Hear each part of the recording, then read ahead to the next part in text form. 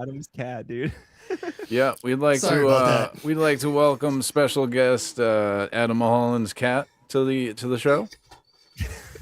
Everybody, welcome to News Dive, where we look at cats' asses on. Just kidding. Yeah, no, this is good stuff, to him, dude. Yeah, so welcome to the show, Adam. Yeah, you want to tell the audience a little bit about yourself there? Sure, I'd love to. Hi, everybody. I'm Adam. I haven't streamed in a while, so when I got this opportunity, I said, yes, obviously. I'm from Barrington, New Hampshire, and I work with the Dems locally at the county level. I ran for office for state rep in 2024. I did get my ass handed to me, but I didn't let it get me down. I ran for committees and I got involved in other ways, and I think that's kind of what leads me to here. So yeah, thank you for having me. I appreciate it very much. Hell yeah, no problem. It's good to have some people on sometime to give us some more perspective on things. So yeah, thanks for joining us. Got to do it. Yeah, hell absolutely. Yeah. All right, yeah, you want to just news dive right in here? I think that's a fantastic idea, sir. All right, let's start with this thing that just happened. Bam. We got Heath Howard. Just got on Vosh's channel for an interview about his race. So there's just a little interesting tidbit here. I was actually reading a letter. It's unique. Oh no, you're good. What were you gonna say? You're good. I was just gonna say it's unique seeing Vosh do an interview like this. For anybody that's following him for any length of time, he usually focuses on tankies. So I just want to say big shout out to Vosh for highlighting one of our own right here. All right, go ahead. He was indeed shouting about tankies maybe 3 to 5 minutes before this interview started, though. So don't it's okay. He's still on the same tip. Yeah. Yeah. Before speaking with you, that an argument was recently made to coalesce support behind your campaign. Sarah Chudzinski said, if I might quote, recently argued Dem voters looking for an alternative to the party establishment should begin consolidating behind a single candidate, and suggests that you are that candidate. That's pretty cool. Well, I mean, I would appreciate Sarah's support. I know that we had a candidate forum last night, so I might have to give her a call after this. But yeah, I mean, we've had a number of conversations with the other campaigns, and we're trying to work together. I mean, I've had conversations with them earlier on in the cycle, and we were talking about, if the shoe was on the other foot, I would be willing to support them. So I'm hoping that we can earn their support in this race. Yeah, I would hope so. It's a pretty crowded field right now, right? How many people are running in the primary? 9 people. So okay. It's yeah, no kidding. Bit big. So yeah, that's fucking. I want to know, because I didn't have time because I was clipping that. I did not have time to track down whatever he said. I got a letter. I don't know what letter he got or where that's published. It clearly caught Heath a little off guard because he was like, yeah, I'm gonna have to call Sarah after this. Right. They communicate, dude. They all talk to each other to a certain extent. And I mean, if true, that's huge. To have other progressive candidates calling for consolidation at this point, that would be massive, especially if they do endorse Heath. Because that basically says okay, here, have my percentage. Right now, granted, for Sarah it's only 1%, so it only gives him a bump, but it does even Sarah's audience, her constituency, that would put Heath into double digits, which means that it would then be that much more difficult for WMUR to split the screen and be oh, here's Stephanie and Nora, and here's everybody else, you know what I mean? And that would create pressure for the other two that are showing up in the polls to consolidate their support, you know what I mean? And because there's obviously I don't know if it's fully 9 candidates anymore. It was at one point in time, but pretty boiled down to Chudzinski, Barryon, Howard, Arusha, Mora, and Stephanie. at this point, and like that puts him in a 5-point striking distance if you're running off the St. A's polling from Mora, which is very much so in the margin of error, especially when and only it would put him 12 points away from Stephanie. But when you're talking about 47% unsure is the language that they use, I think that definitely increases his contention quite a bit in that race. You know, to just it's a big move. And then just honestly appearing on one of the bigger political streamers, whatever disagreements I have with Vosh, that's a big audience. Yeah, right. Definitely helpful to get people to kind of take a look at New Hampshire. Like, a lot of people like know nothing about it because it's not in national news a lot, except for when crazy shit happens, like Ghislaine Maxwell gets captured here, and Right.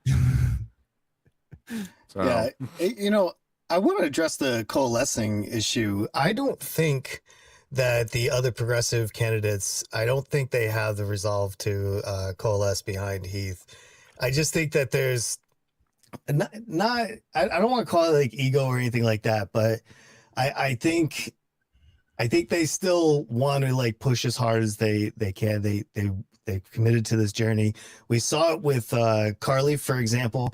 WMUR asked her if she would run for governor. She said, no, I've been in this race. I want to be a part of this race, which is obviously her right to do so. But I think they're going to see themselves all the way to the primary. But if Sarah even helps by doing so, I think that push would be helpful for Heath.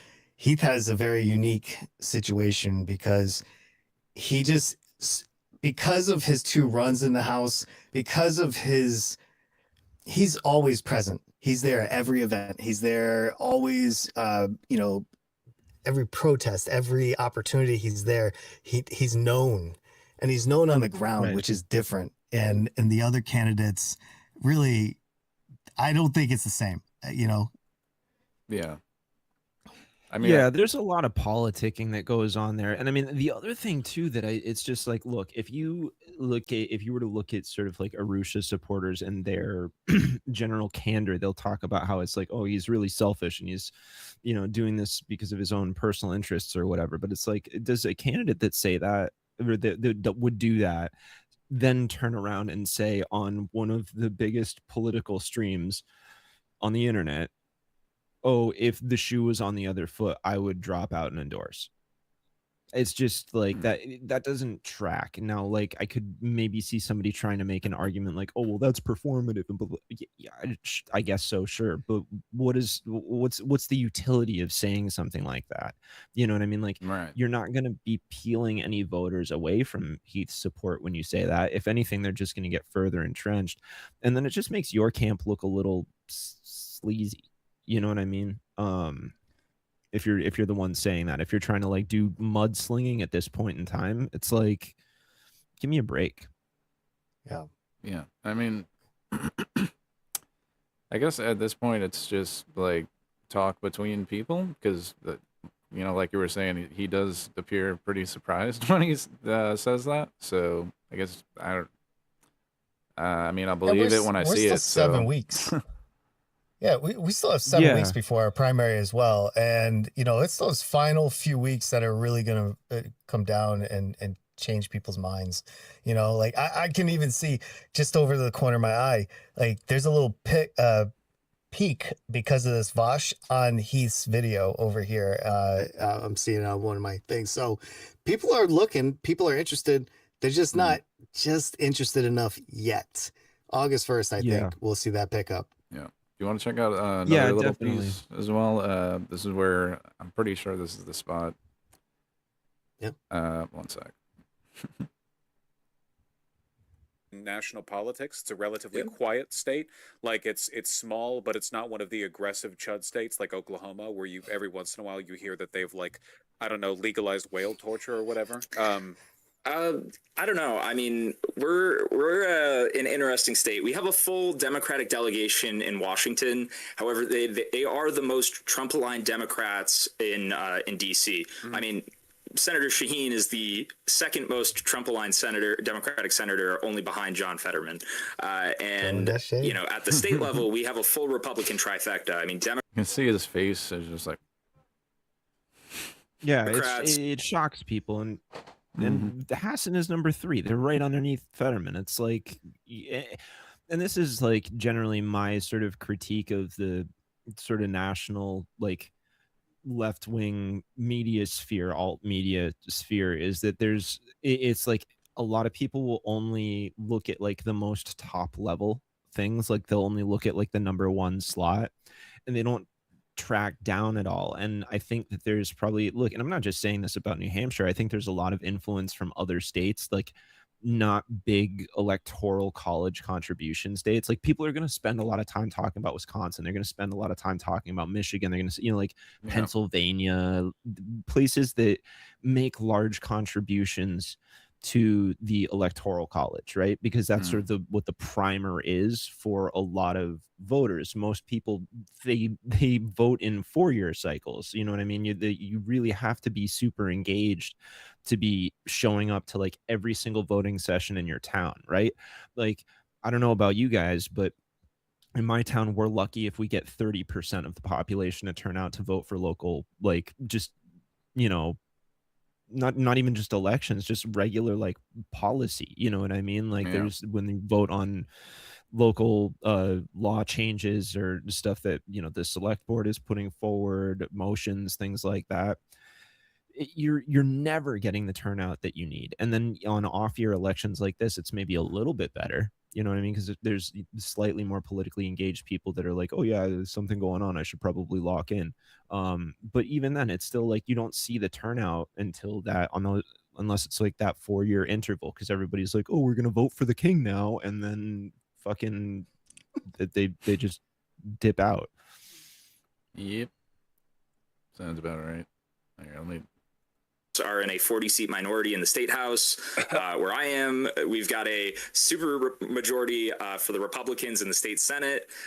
It's extremely gerrymandered at the state legislative level, and that's something where it does kind of cause some interesting things to come up. Like we had debates about pieces of legislation this year in regards to like banning Chinese nationals from attending our in-state universities.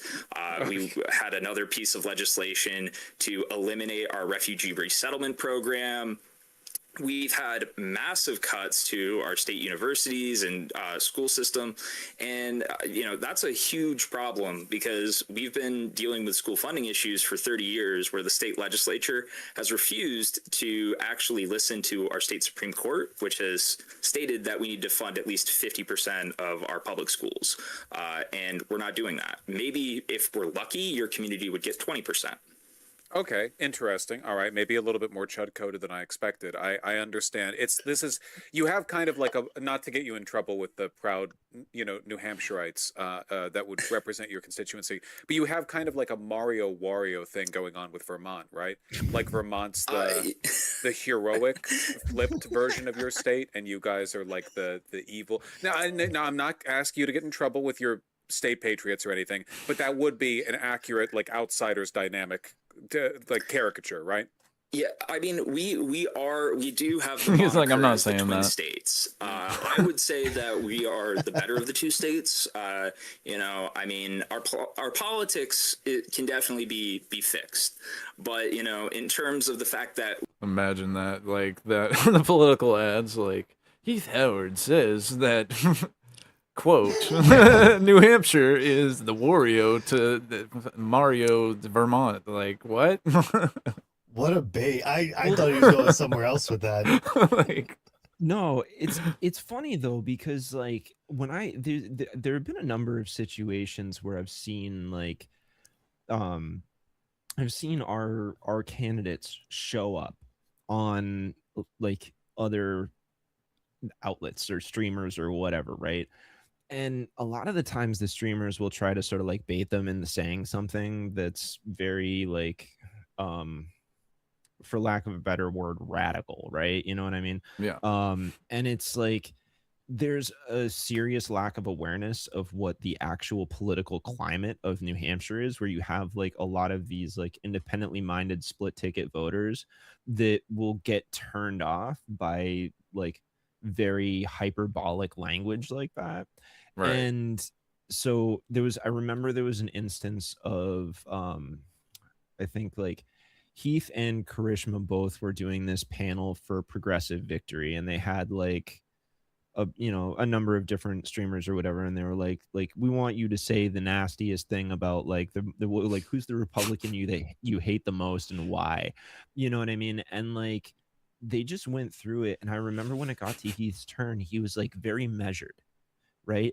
And they were like, come on man, you're not going hard enough, you're being too much of a nice guy trying to take the high road and blah, blah, blah. And I was like, no, he's being conscious of the fact that this is how you get clipped and how oppo ads and shit like that get put out on you. So he's like Yeah. thinking way ahead of the mark, and you guys are actually doing something that could very well like fuck these candidates over to the constituency that they actually need to appeal to.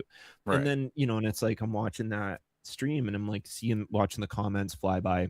Well, yeah, We have them blurred out here just because I don't want to dox any of the people watching, but it's like they're like, oh man, like it's a shame he didn't go harder, like New Hampshire's so chud coded, and like I think it's just we just got it, they're cooked and we have to just let it go. And I'm like, dude, like you guys just don't have the flexibility in your mind to understand like a different political landscape.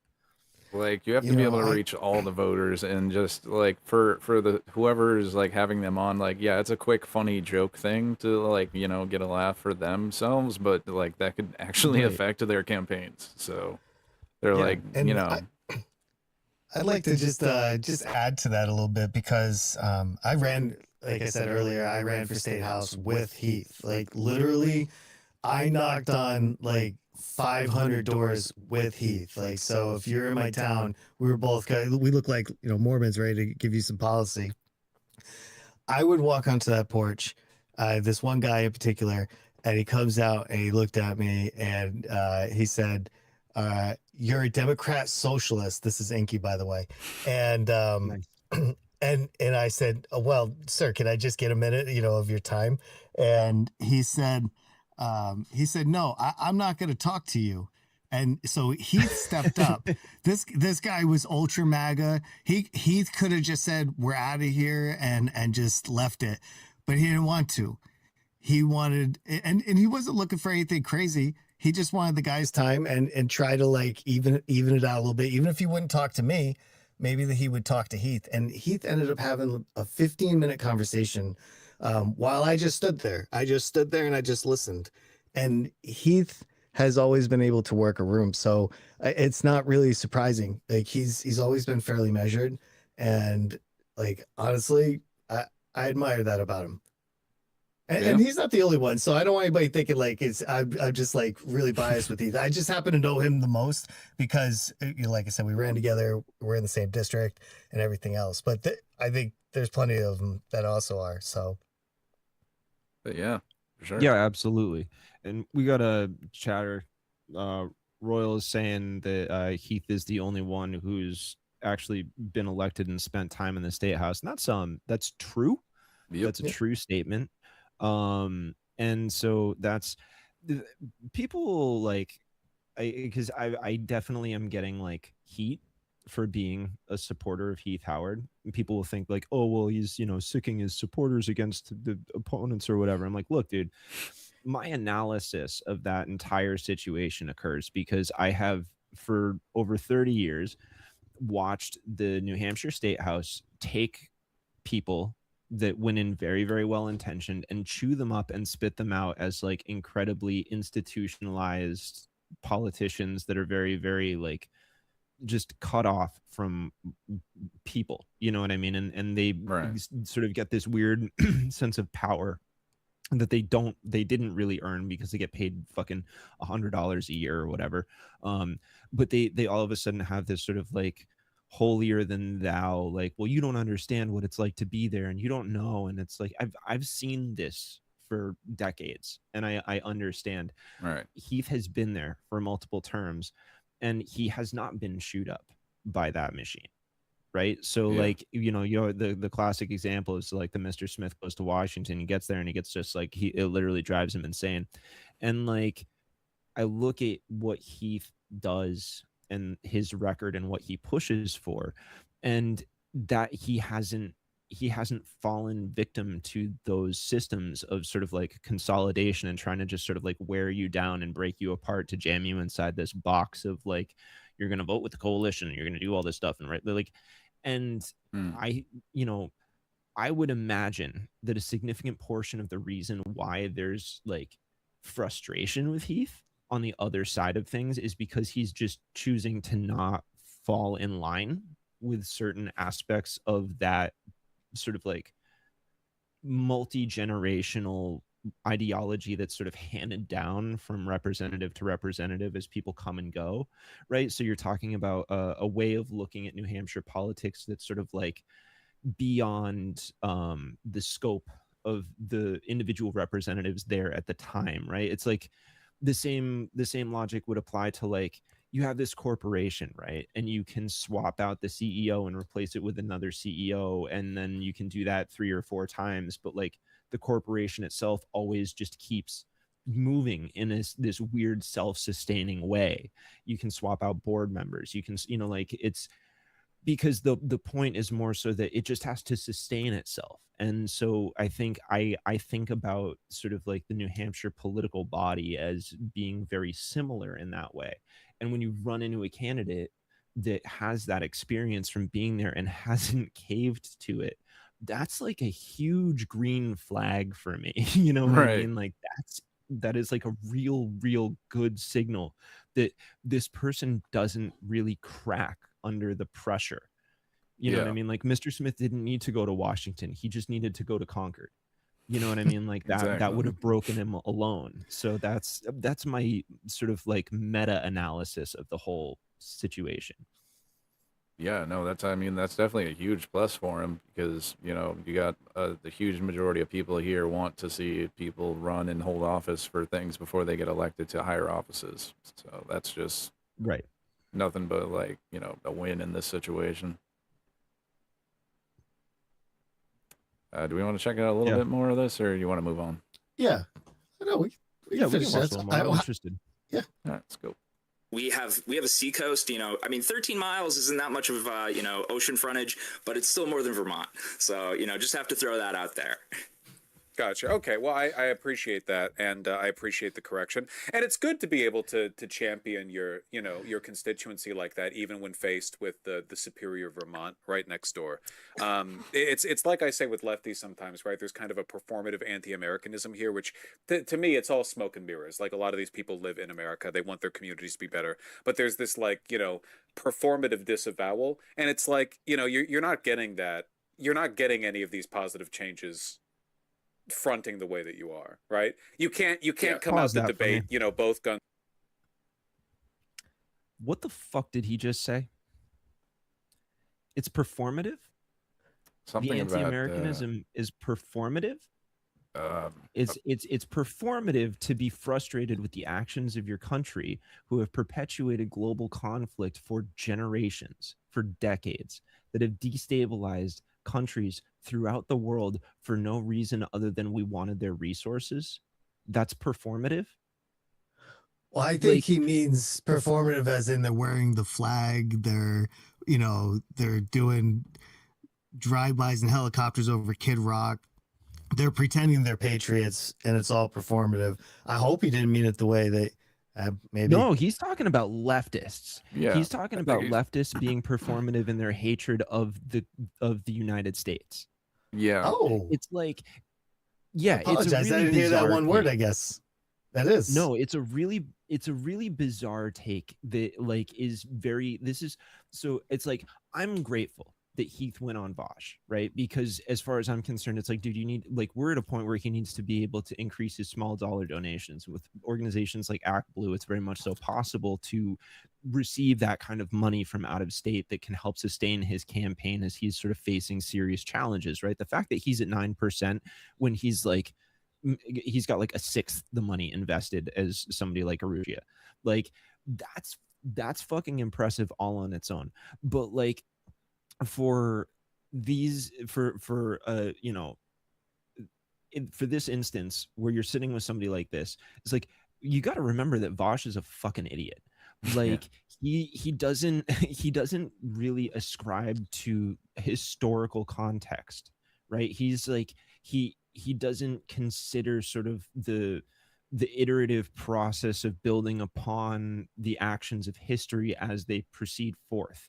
And I'm separately aware of the concept that like at one point Heath in school actually rejected political science to focus on history instead, because it was like the problem with political science in a lot of ways, at least in my opinion, not that there isn't that it's there's not a benefit to it, right? But like I come at things much more so personally from the lens of history and sociology, because I think if you sort of cross reference those two things together, you have a much more robust understanding of what political science actually is, rather than thinking about it as this sort of weird long-term game of philosophy mixed with a selection of data points that truncate information throughout time, and you're never able to collect enough data points to actually be able to like create an intersection point that gives you a true defined reality.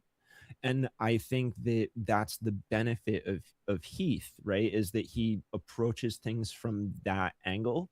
And then for him to be going on with somebody like Vosh, who has to then say like, oh, I'm sorry, I made a mistake about that. It's like, well, yeah, but it's because you're an idiot and you only look at like the things that are directly in front of you, rather than having a holistic understanding of what the critique from the left actually is of the United States. It doesn't mean that we hate the United States. It means that we want them to do better.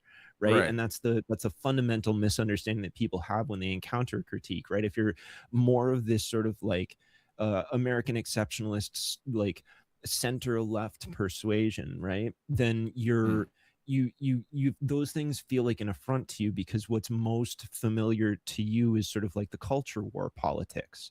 So everything is filtered through this lens of like, I'm personally offended by what you're saying, and you're doing this in a performative action because you want to like get more viewers, or you want to get more attention, or you want to look more cool or something like that. It's like no, this is like it's not about the aesthetics of the matter, it's about being real about what actually fucking happened.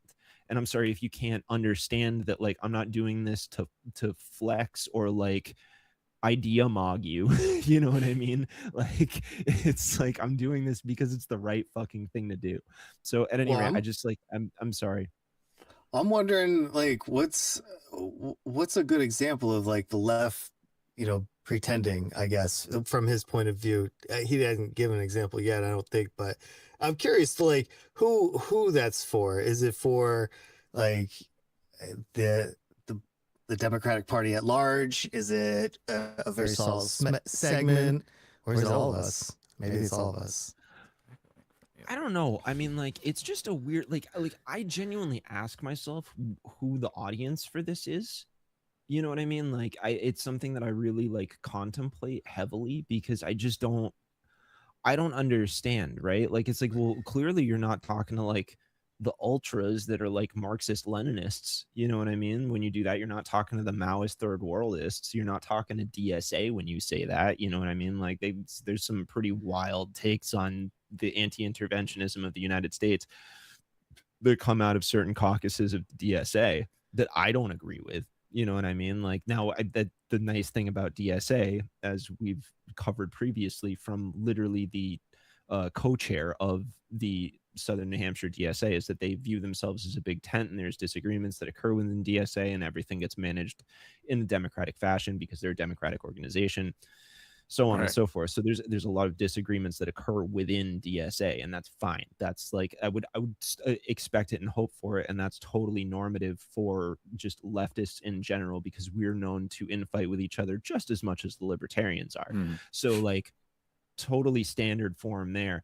I think, again, it's like, this not to sound like a full board dirtbag leftist, but like, it's not about like the woke 1.0 style politicking that occurred, that was sort of like really prevalent in the sort of COVID era, right?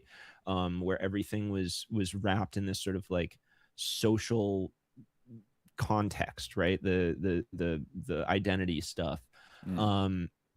That's like, from my perspective, that's a very like social liberal position to take. You know what I mean? Because it's like low-hanging fruit. You can be, in that sense, performative while still upholding a lot of the structures that allow the United States to be like so uh empathetic to the concepts of private property and capitalist structure and businesses, you know, like venerating the small business owner, right? Of which how many of them are there now, you know what I mean, that are actually like doing well because of corporate consolidation, you know what I mean? And it's like, and that's what I mean, is that like I think this appeals to people that are sort of like activated in a sense, but don't have any frame to understand all of the events that preceded it and how we got to this point. It's just reactionary. You know what I mean? So the impulse then becomes to say, well, that's performative. And it's like, well, no, it's much more historically literate. You just don't have the lexicon to understand what that even looks like. So to you, it just comes across as being performative. I think that's probably the type of person that would hear what he's saying and be like, oh yeah, that makes sense. You know what I mean? I think so. Sorry, I'm getting super verbose again, and it's like that's my whole thing. Just send me I just on a think rant. that I'll go to the moon about I think it. people that like to hear debate bros go, and I mean, Vosh is really into identity politics. He loves culture war. He loves those clicks. He's just for those group of people. I don't know what he averages now, but if I recall, he's somewhere around 6,000 average viewers on a stream, which is pretty impressive. I mean, I certainly can't do that. Yeah. So he has a segment there. I don't know how large it is though. Yeah.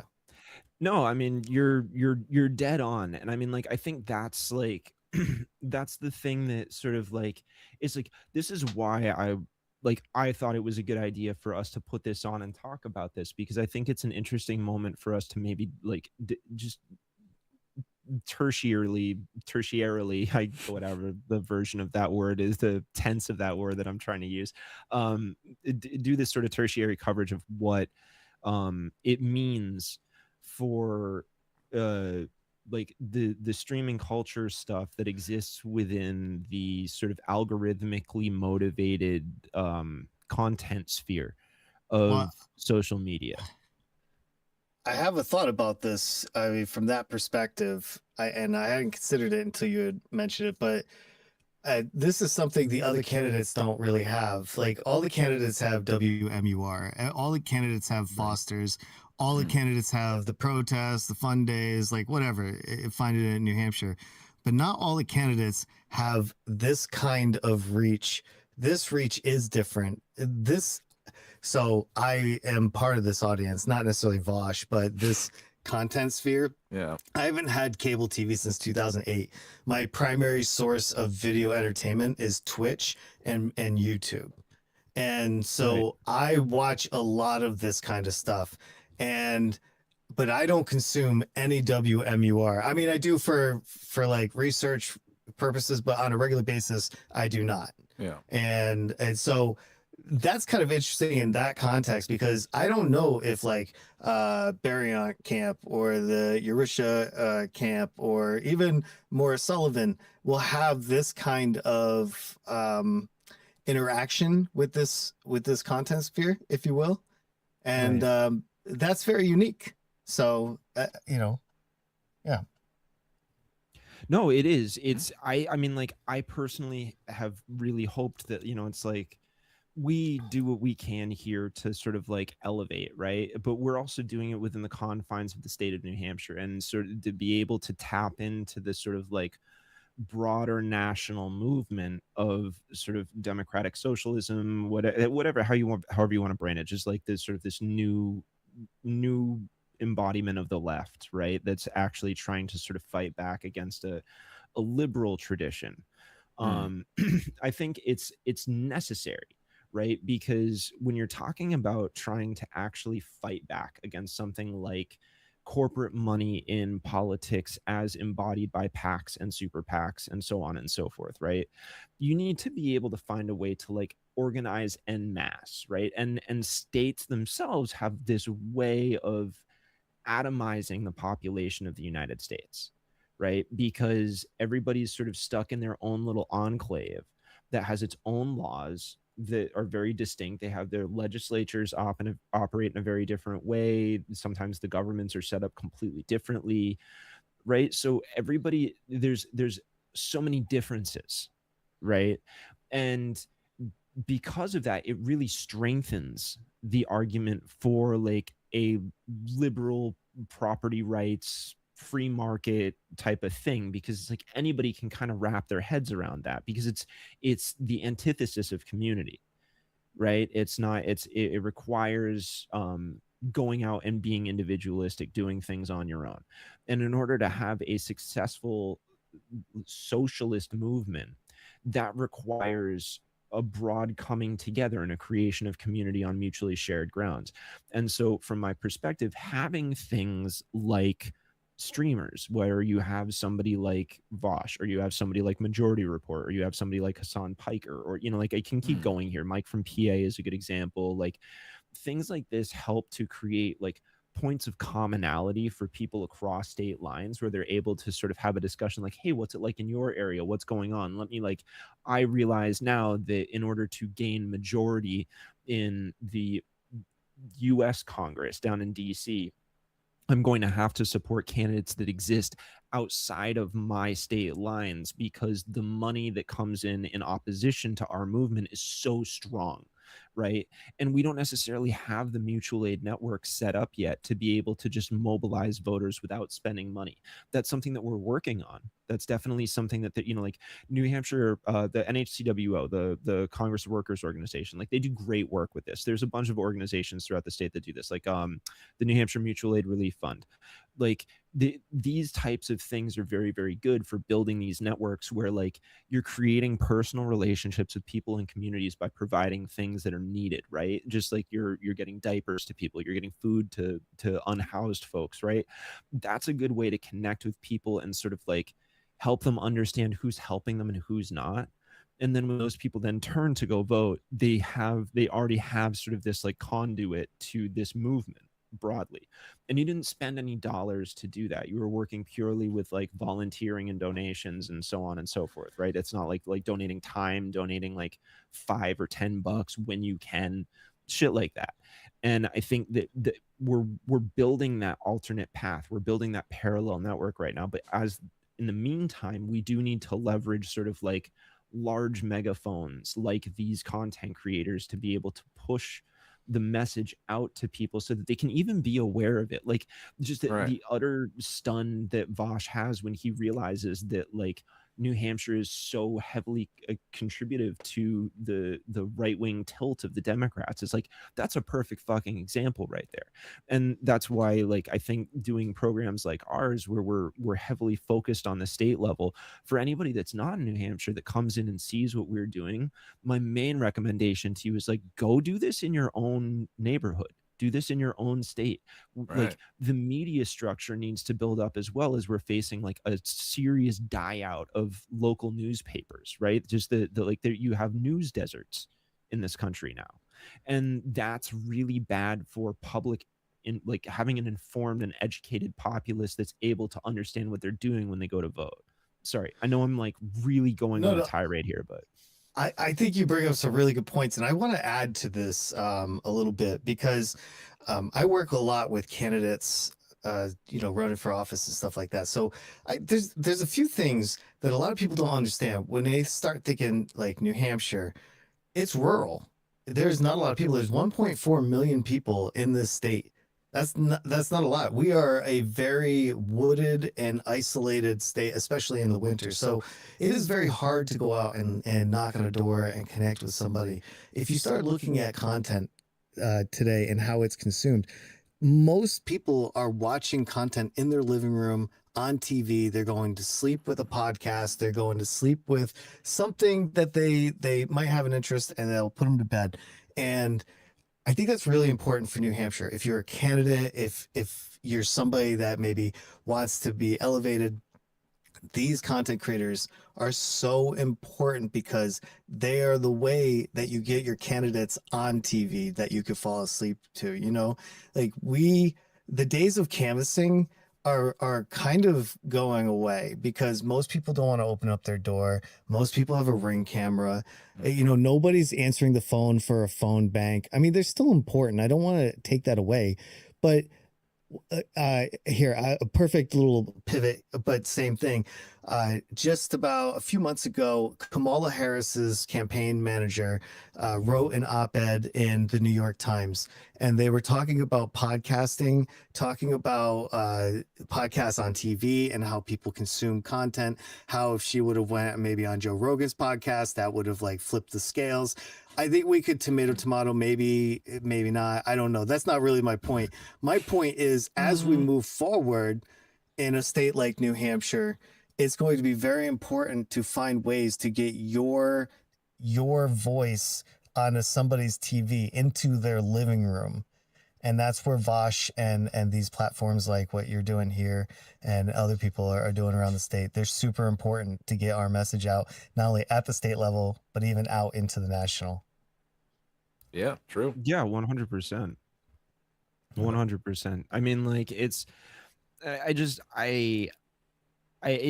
is the alternate path to media right now, right? As a lot of legacy outlets are dying, this is the mechanism by which you're able to reach people. And I'm like, you know, you see people that want to maybe draw comparisons, right? When they're talking about when they talk about Heath, they'll draw the analogy. They're like, well, his fundraising is so low because and that means he's not successful. You should look at Melot Kiros, you should look at Daria Lisa Avilia Chevalier, or you should look at Claire Valdez, or you should look at Abdul Al Sayed, or right. And what that leaves out though is they won't say that he's only taking small dollar donations and not taking from corporate PACs and things like that. So well, there's that component, but there's also the component of it doesn't take into account what the geographic restrictions of the district that he's competing for actually are. It doesn't take into account what the proclivities of the voters within that district are, right? If you're gonna okay, if you want to make a comparison between CD1 in New Hampshire and the congressional districts in New York City, those could not be two more completely diametrically opposite political environments. Yeah. Right. If you're in New York City, you can send a team of 8 to 10 volunteers into an apartment building, and you can knock on 100 doors in a few hours. Right. To hit those same kind of numbers through door knocking in New Hampshire is insane. The amount of money that somebody would need to spend in order to hit that same amount is crazy, because you're talking about gas, to get from door to door. You're talking about the time of transit, as opposed to having to walk 3 to 5 feet to the next door. You are now talking about having to drive 3 to 5 miles to the next property. Yeah, it's a lot of single family homes versus precisely right. It's things like that, and it's and just analyst data points about when you're doing the math. If you're trying to Steve Kornacki this bitch and fucking you're on your massive Harry Enton tip and you're just trying to run the numbers, you know what I mean? It's there is so much nuance that gets lost in those numbers, and in order to understand it, you really have to accept the fact, to Adam's point, there's a lot of people that just fall asleep to their favorite streamer or their favorite YouTube channel. You know what I mean? Like there's a lot of people that are like, they're like, oh, I'm going to do the dishes right now. Let me throw on this podcast in the background while I'm like handling some chores because I want to stay informed. But like, and I don't trust legacy media anymore because they're all clearly owned by like the same 3 or 4 billionaires in a trench coat. You know what I mean? Yeah. Like that's where folks are at. So like it requires understanding what the environment that you exist in is and then tailoring your strategy to that. You know what I mean? Well, absolutely. You know, and I'll give you context to what you're saying. Heath and I, again, we went door knocking and we went every weekend for months. And sometimes we do many days during the week. We would only maybe go out for like 3 or 4 hours on a hot day, right? 92 degrees. You're going house to house. And we'd only hit 40 houses. I would ask them at the end, like, how many? And these weren't because we were just dilly-dallying in people's lawns and stuff. Like most people didn't even answer the door. I'd say maybe 2-3% answered the door, and maybe even 1% had the conversation. Yep. So I wonder sometimes, had Heath and I just sat down and we just created our own podcast, right? And we hyper SEO'd it to our area, Barrington and Stratford, would that have been a better use of our time? Just making videos and getting on people's TVs than going to knock on their doors. But again, there's not a replacement, because when you do get that door and they're like, oh my God, I've been hoping you would come here so I could talk to you about this issue that I'm having. That connection is it's invaluable. Like, right. So it's a give and take, but I really think that the digital landscape for candidates, especially here in New Hampshire, is just going to be more and more crucial as we go on. Yeah, definitely. I mean, you're right. You're a lot more stable when you're actually able to secure that sort of like one-on-one interaction, right? And that's why like I will never ever say that the first and foremost important thing to do is door knock and phone bank, right? Because it's that one-to-one live real-time conversation with another person where you're able to like actually make a genuine connection, right? Yep. It's just more stable in terms of like once you've locked it down, the likelihood that it stays locked down is much higher. With that said, if your general strategy is just to like create awareness, like name awareness for the candidate, then 100% like you really do need to be competing in these other media spheres where you're able to sort of put yourself out there and you're able to demonstrate like what your vibe is. You know what I mean? Now, I remember seeing in the chat that was scrolling past that there was somebody who was like, oh, well, he's just not charismatic and you really need to be more flashy and stuff like that. And that's I can't stand that stupid position, right? Because one, it's ignorant to what the actual constituency of voters in New Hampshire feel, right? Like maybe that galvanizes you if you're in like Los Angeles. You know what I mean? Like maybe that galvanizes you if you're in San Francisco and you're like mega activist pilled. That's not where like your average your average granite stater is at. Most of them are like, dude, I just worked like a 10-hour shift and now I need to go home and cook dinner for my kids and hopefully get enough sleep tonight to be able to not fall asleep at my job tomorrow, right? Like, you know, I have to drive like 30-45 minutes either way to get to and fro work. I have to worry about the insane gas prices because we decided to fucking shoot missiles at Iran again. Like, you know, it's like there's all of this other stuff that plays a very serious role. And again, like it's very not cognizant of the reality that most people that live in New Hampshire are here because like they don't want to be bothered, right? Like we're very solitary people. You know what I mean? Like there's a huge portion where it's like, dude, like I just want to be at my house and not get fucked with. That's like a huge portion of, and that like that cuts across party lines. That describes the independent voter to a T. And that's the most key demographic of voters that you need to appeal to in this state. And so for somebody like Heath, who's genuinely trying to target that particular demographic and sort of like be more measured in the way that he presents things, right? It's like that doesn't make him a centrist. That makes him practical and strategic. And I think a wise and savvy analyst, like political analyst, would see that and say like, no, actually that's the appropriate strategy for this, is like this unique district, especially one that was determined to be the swingiest district in the nation for years. Yeah. Yeah, I'd say that's accurate. Yeah. Anyways, was that the end of the clip? Was there anything else, or we could probably go on to something else too? Yeah, there's a lot more. I mean, we should probably move on. We don't need to spend the rest of our night talking about fucking Vosh. You sure? I don't know. So interesting. I'll draw him while we're talking. Yeah.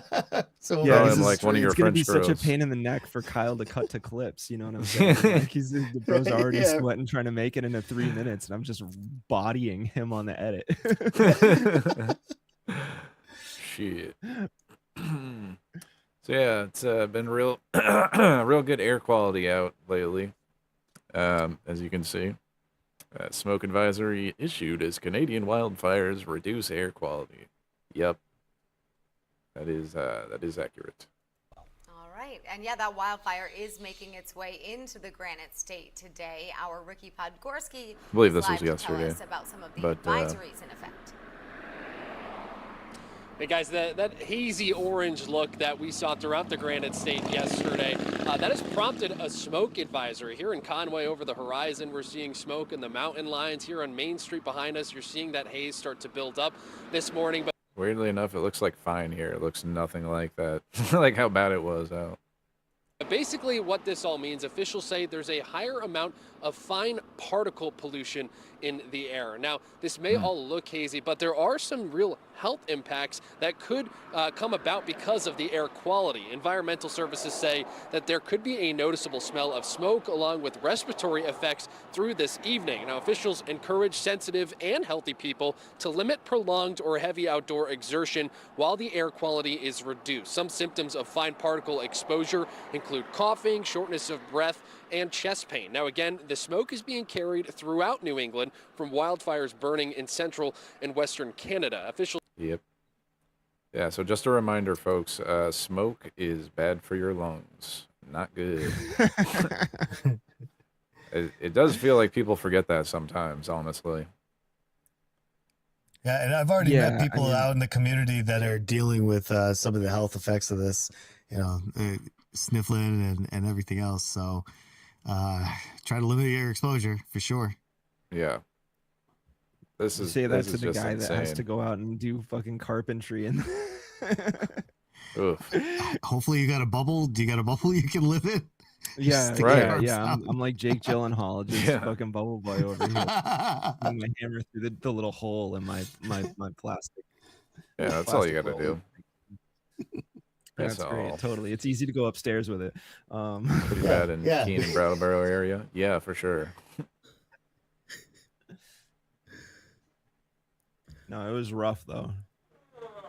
I don't know. Just to add to this, I don't know if you guys saw this, but I guess the Michigan GOP were complaining that the smoke was getting into the U.S. and that they wanted Canada to fix that.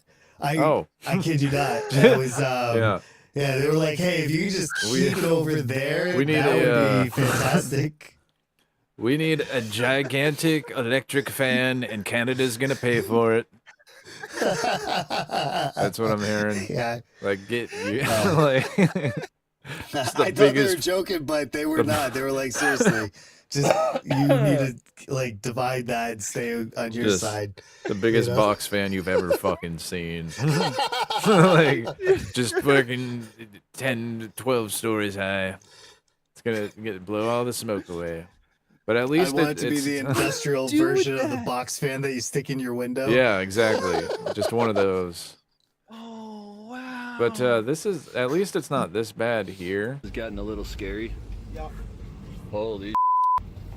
I just gotta say, I would not be reacting Okay, y'all need the to way hurry they up. were. Holy Seriously, shit. we're encased in flames now. That's bananas. Bro, recording the video is the most Canadian I've ever heard in my life. Hello, Get Jody, closer can to you the hear us? window, eh? Coming to you from my oven. It's Yeah, at this has gotta move 4:50. I'm glad you quicker. guys are in. Right. Jesus. Oh. This is scary, man. Climate change and all this stuff is really scary. I don't want to go down that road necessarily, but man, you see stuff like this and you're like, Holy we could have fixed this. We could have fixed alright, this kinda decades burnt ago. off, so we'll be okay. Yeah. Well, I mean, we're past the tipping point now. That's the Yeah. problem. It's Well, like and then- it is committed. We're in it now. The question is, how do we manage ourselves appropriately? And that's part of the reason why things are so intense here in New England, is because we're considered like a climate haven of sorts, right? Here in just the general New England area, like this is sort of the worst we get. We have a few more tornadoes every year. But we're very protected, so this is going to be one of the few places that doesn't see the same level of like climatic impact as the rest of the nation, and that's going to push a lot of like climate refugees up here, and that's going to be a huge fucking problem when you think about sort of like how do you accommodate for that, right? Like sure, there's not enough housing, but then what do you do about like wastewater, right? What do you do about like the sudden increased burden on wastewater? What do you do about aquifers that are drying up in drought conditions where you've already got water bans, right? Like how do you manage that, right? So it's like it might be feeling less impacts, but then if you increase the people that populate the area, if you're trying to increase the density, then you just sort of recreate the exact same problems, but in a different way, or you have different sort of like knock-on effect problems of climate that exacerbate the resources available to the people already living in this region. Yeah. And all these local stations and like national as well, actually, like really don't help when it comes to the whole climate change talk, because they'll talk about these things and be like, well, it's like, you know, fire season, and it's just the normal fire season going on here, and I'm sitting here thinking like, no, I've lived in New Hampshire for like many years, and I've never seen like just the entire state covered in smoke before. Like, I don't think this is a normal thing going on. But all right. Yeah. Well, and Desi's in the chat talking about water being an issue, pointing specifically to Milford. Oh yeah. And like the infrastructure. So Milford fucked. has one of the most polluted sites in the entire northern hemisphere. Yep, that's where I grew up, right there. There was a paint manufacturer in Milford. I know because I've driven by it like countless times. There was actually for a period of time a number of years ago, pre-COVID, there was this really banger barbecue trailer that would get set up. And it was sad because the guy that ran it passed away. But it was like, it was money. And for a period of time, they actually, because they were rebuilding the DMV in Milford, and there's like a court over there now as well, but they had to sort of reset up the DMV in the building that was directly next to that particular Superfund site. But it was like a paint manufacturer, and they would just pour shit into the ground. You drive by it and there's all these little vents that are sticking out of the ground to try and help off gas it. But it is literally one of the most dangerous places you can be. And there's a river that runs right fucking behind it. Yep. But there's polluted aquifers all throughout southern New Hampshire. You know, like we have one over here. And then and then separately you have all the PFAS contamination from fire foam that was sprayed at peas. You know what I mean? Merrimack that's basically poisoned a significant portion of. Yeah, exactly. Merrimack is really bad. Like, it's not like we really fucked up our water here real bad. And we're gonna have to deal with that, especially as people are, especially with the EPA deregulating what we like the amount of contaminants we can have in drinking water. This is like real bad. Yep. We need like severe like water regulations like for the state here. Like we have to have such a swing in our state legislature that if we don't, none of that will happen. They don't want to spend money. They don't want the state to be better in that way. And that's really important for us this year, to really get out there and vote for people with like really good policy on environmental, like people that want to really clean up the neighborhood, the communities, and push those people into the House and the Senate. If we don't, our future here is going to be much less than what we'd ever want. You know, we live in one of the most beautiful states, and these people need to be in. Science needs to be popular. We need to get people out that want to harm our communities, and I'll stand by that all day. Yep. Yeah. And now for something not really too relevant, but it's still good. Dem lawmaker says Constitution barred police from stopping her after alleged 100-mile-per-hour speeding. Yeah. Oh boy, this is gonna be fun. I don't know if that's exactly how that works, but yeah.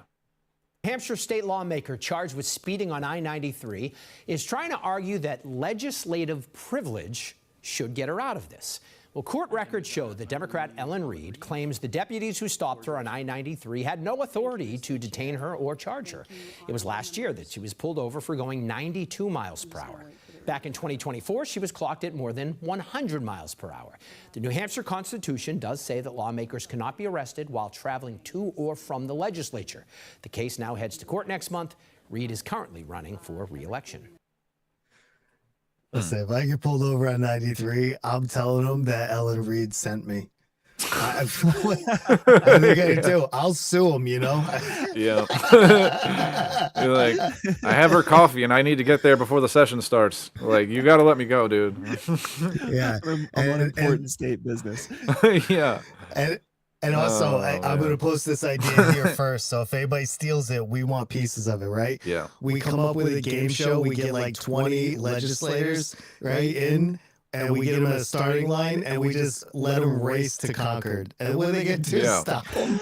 They can't stop them. Yeah, on their way to the House, to the Senate. And then winner, you know, we do first place, second place, third place. I think Ellen Reed, with her numbers right now, she's a contender. She will poll very well. Yeah. Oh my God, Mario Kart New Hampshire State House Edition. Hell yeah. I'm down. Let's see that.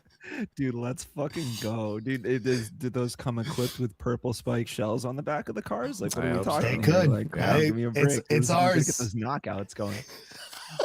Fucking string of we'll get power-ups behind the car. No. Yeah, we'll make sure that they all get chased with state police. Bananas go ahead. cover in the highway and shit. I mean, on a separate note, like, just it is probably unrelated in a sense, because I'm not like, look, I don't. This is to me, this is like the state news equivalent of drama slop, right? Like, when it comes to like 93, especially if you're going like up, right? It is super duper normal for people to be striking 3 digits on the speedo when they're clipping that. Like, that's so standard. That is so friggin' standard in New Hampshire, to a point that the state police were like freaking out about it, and were like, we need to have helicopters. We need to have state police helicopters in the air clipping people from like way up, because we can't cover that much landscape. We can't cover that many miles of highway and actually control the amount of speeding that's occurring, especially when like vehicle deaths are so high in the state. It's like they're actually very high, and they've been increasing year over year.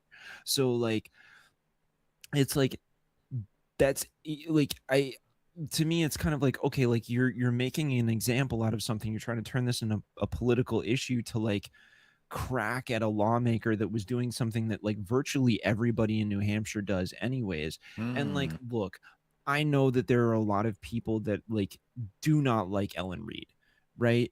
The flip side of that is, I'm like, dude, there's a certain amount of stuff that she's actually done quite well. Say what you will about her, right? Like, she's very committed to what she does, and she does drive a lot to get out there to message to people, right? Like, it's like there's a certain amount of like agnostic view that I take when it comes to Ellen Reed, where I'm like, look, like, as far as I'm concerned, unless like barring like physically abusing or hurting people or like assaulting people, like please don't pull a Graham Plattner, like whatever. Like there's a limit to it, right? But by and large, like, I don't really care that much if you're like a dirtbag to people.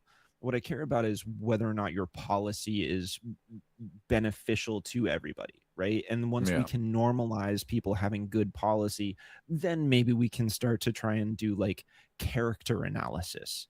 You know what I mean? But to me, it's like, I see this and I'm like, well, if Ellen Reed is getting a significant amount of coverage for like her being bad, right?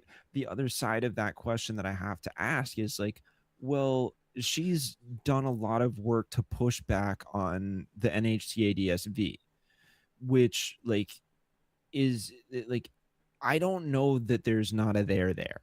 You know what I mean? And like, I don't want, like, I haven't been able to really like dedicate the time to it, but I have definitely seen documents like from the Secretary of State that would allude to the reality that maybe her claims are not baseless, and being able to just get those documents in front of journalists that are willing to sort of like take on the burden of such a big institutional thing, right? Like, that's super duper intimidating. Like, the stuff that I saw, I was like, dude, I need to get my ducks in a row if I'm going to talk about this stuff. You know what I mean? Like, I really need to do like mega due diligence, and this could take me months to go through because I'm only one guy. Like, I don't have a full operation. I can't fund like a bunch of journalists to be working on it and tracking down every lead. It's tough, right? So, and if she's harping on that, it would behoove people to like find any little bit of error that she's engaged in and elevate that to discredit her. So, and this is not necessarily a defense of Ellen Reed so much as it's just like, I really would like everybody to like consider all of the potential variables that exist within this equation and ask yourself what you're not seeing. That would be my general like appeal for everyone to heed caution.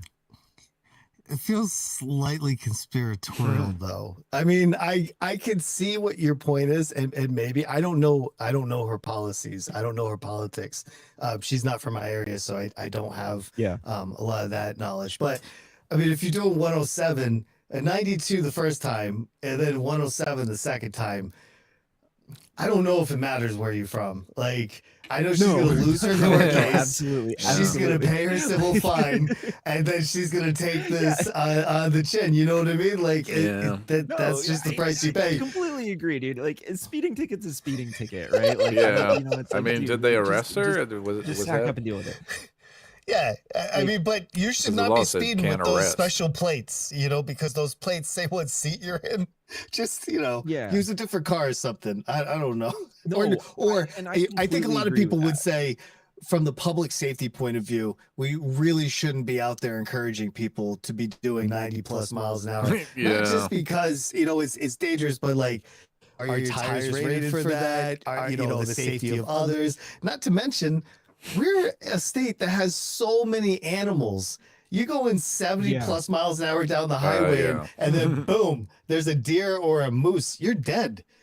Like, I don't know. I get it. Like, it's a fun little piece, but I do keep in mind the safety of not just her, but everybody else around, to include the animals. Right? Yeah. No, you're absolutely right. And I want to be clear that like, I'm not necessarily saying this to like incite conspiratorial thinking for people, right? Like, that is a thing that happens, is that like people get spent against by like the interest that they're lobbying against, and you're so well, and so like for me, a lot of times it comes down to like the Occam's razor the adage, where it's like the simplest explanation is usually the easiest. So like, if you're or it's like the simplest explanation is usually the most likely to be the correct reason or motivation. I'm butchering this, but when I say that like there's an interest to maybe like bite back at somebody like Ellen Reed, when I'm saying that, I'm not saying it like it's this organized cabal of people that are doing this, right? It's much more so likely that there's a bunch of people that Ellen pissed off at one point in time. Yeah. Right. And every single one of them is now far less restrained when it comes to being like, yeah, you know what, fucker, like run it. You know what I mean? Like, that's a terrible person anyways. Like, I don't like that person. So put her on blast and it's totally okay. Right. It's not like, oh, we need to stifle this state representative because they're doing things that are, you know, would uncover this horrible conspiracy that we're engaging in. You know what I mean? Like, it doesn't work like that. Like, those people that are there's engaging so in, much like, truth to that. Hold on, this is a good like, segue yeah, right here. like that's exactly what's happening to this guy. Oh, that guy, he's worse. He's worse than Uncle It's all a Ed, you know? conspiracy It's against him, dude. The deep state's after him, bro. I didn't Bam! have a Jump trigger scare. warning, you know. Jump scare. We got Libertarian Wolverine over here, dude. Watch out. Well, and you know what's something that I want to point out here that's very interesting to me, right? Is that the article that I saw that talked about Ellen Reed doing that is written by the exact same reporter that wrote this article. Interesting. So, and like, now, look, like, I don't want, like, because I am working on something right now where I'm citing him myself. So there's a certain reality to the fact that Damian Fisher, this reporter, has done, he can be an utterly fantastic reporter, like really good when he wants to be. He's also got his own personal motivations, right? And he's truly independent. He will write for the New Hampshire Journal. He will write for In-Depth NH, right? He publishes all over the place. So like he exists in his own lane, right? Like very much so exactly what I would expect a independent New Hampshire reporter to be like. In that, like, he's got his own track that he is 100% on, and he will go after virtually anybody. It is not beyond him to write a hit piece, right? So like it really, like, what you're reading from him really depends. And it just, like, this is why I always try to like explain to people that media literacy is so important, that like you need to pay attention to the byline and you need to know a thing or two about the person who wrote that story and what their motivations are individually, right? Again, I'm not saying this to impugn it, because he puts a copious amount of facts into his articles. But the question then becomes, well, like, okay, but like, what was his desire to share these specific facts with us at this particular time? What was the interest there? You know what I mean? Like, I have had a separate conversation with Ellen Reed where I know that she has expressed like frustrations with Damian Fisher, and I would imagine the same thing very much so applies to Jeremy Kaufman. But it's just like these are just dynamics I want people to be aware of. It's not like, well, I'm not trying to paint Damian in a bad light, because again, I also need to use his reporting as a reference for certain things. And I think that it's not that it's unreliable. It's just that like there's no such thing as a perfect narrator. At any rate, this is all just like a big caveat, and I'm so excited to talk about my baby boy Jeremy. So interesting thing, like this kind of goes exactly with what you were saying. So this headline is the story. The rest of it is all just like what he, like the crazy stuff that he has done before then. Like just recounting like this is what he did. Like these are what the charges are for. And then like, oh yeah, he also, you know, ran a Twitter account that was insane. Kaufman's social media content, a swamp of racism, anti-Semitism, and homophobia, gave the National Committee reason to disaffiliate. And yeah, just goes on and on about that. But yeah, it's just reiterating everything that a lot of people know about him, but all in one place, which is, I mean, that's kind of cool. Is there his Wikipedia? Yeah, basically. That's what's going on here. There's a quote from him. Scroll down. There's a quote from him for this particular article. I want to make note that the man that he yelled at was Jamaican. Yeah. So if you can find that particular quote. Oh, this one? Yeah. Read that for us. Yep, he said he told him to go back to Africa and began spouting racist slang and terms at him, police report. Go back to Africa, said to the Jamaican man. Right. Yeah, you know, there's no redeeming qualities for Jeremy here. He's awful, just all the way around. Like, there's no redeeming. Like, you could probably read all these different, and the end result would be the same. Like, why is he part of our community? Yep. So I'll tease people a little bit here. I've been working on this longer form video essay for months now, and I'm doing my best to get it finished up for September. It's like, I swear to you guys, it's so fucking long. There's so much shit that I had to pour into it, like so much shit that I've had to pour into it, and I'm not done yet. And I'm still like I have to spend like an hour and a half reading for almost every sentence that I write, because I just don't want to fuck up. But there's a bit of like contextual history here. Like, obviously, it's like we are all very acutely aware of the fact that the Libertarian Party basically like expelled the New Hampshire State Party from the broader organization, right? Yeah. If you wind the clock back to 2017, and there was a rift that occurred in the National Libertarian Party, and it's specifically sort of between the quote unquote classical liberal faction, right, and the Mises caucus, right? These are two separate sort of like persuasions of libertarianism. And this was predominantly motivated by the odious social media posts made by Jeremy Kauffman on the LPNH Twitter account, which led to an attempted coup of the state Libertarian Party by Gilletta Jarvis, which was supported by Nicholas Sarwark, who had also moved to the state of New Hampshire with the Free State Project, right? He was a Free Stater that had come, I believe it was from Arizona or New Mexico. I can't remember exactly which state off the top of my head, but he had moved up here because he wanted to be a part of the Free State movement. And he had been the chair of the National Libertarian Party around this time. It ultimately led to his resignation because of the amount of blowback that they received, and it ultimately created the spin in the National Libertarian Party towards the Mises caucus and away from the more classical liberal Cato aligned, like everybody's probably heard of the Cato Institute, right? That was sort of the like for decades and decades, right? It was founded by one of the Koch brothers, completely backed by them. Cato is probably the biggest libertarian organization, biggest libertarian think tank in the United States.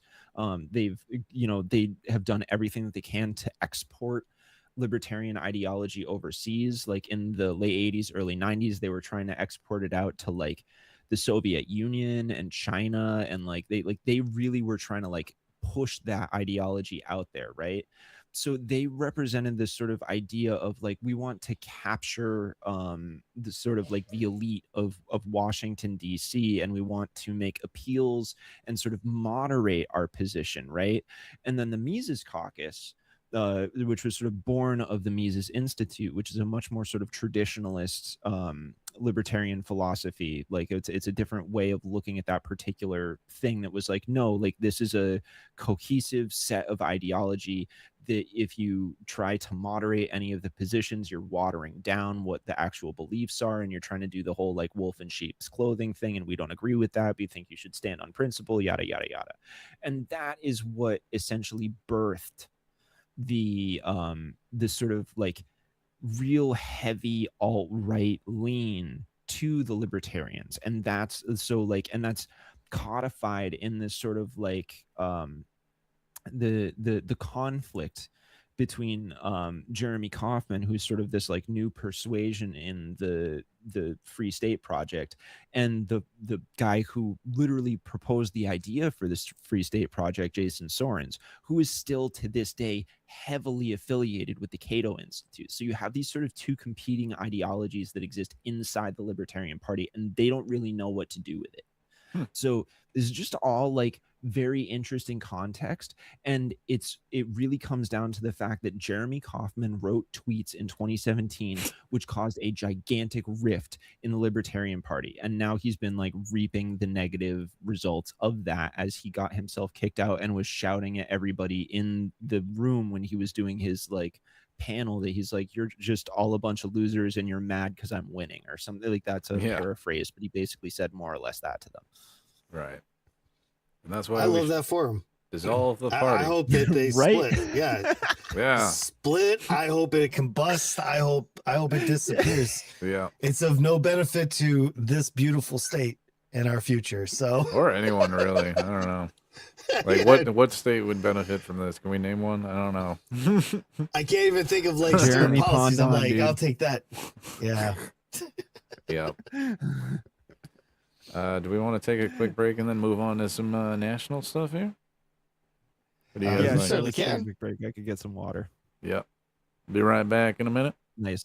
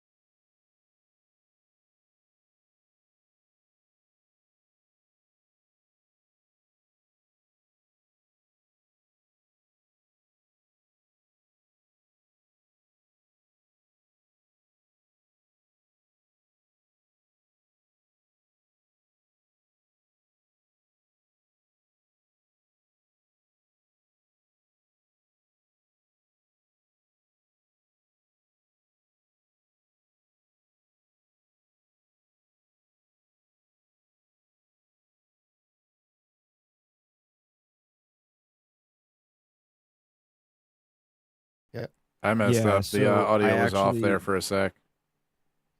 Oh, oh, no. Jesus Christ. Oh, from no. from the top. All right, we're back. From the top. We're back. But From yeah, the this top. everyone knows, there was this deadly shooting by ICE.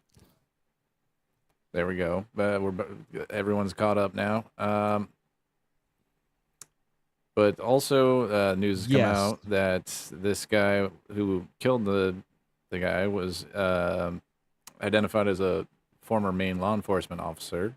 And let me get up that article that you just sent over as well. I think It that's may very well be the same article, type. Yeah. Yeah. Same coverage, thing. just sort of But yeah, this is republished. from Portland Press Herald. Yeah, it was his ex-wife. Must have been a pretty awful divorce. She had no problem throwing his name out there. Yeah, Ashley Roulette told the Portland Press Herald in a phone interview Thursday afternoon that her ex-husband called admitting to the shooting and defending his actions, which is a super crazy thing to do if you think about it. Oh, 100%. The Press Herald reviewed a screenshot of incoming calls that Ashley said she received from her ex-husband via the current wife's Facebook account on Wednesday.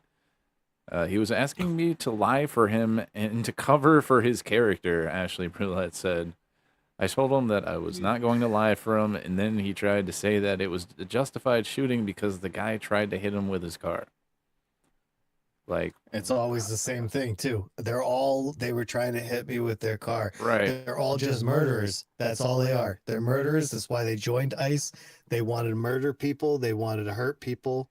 I can't wait to abolish it. Yeah.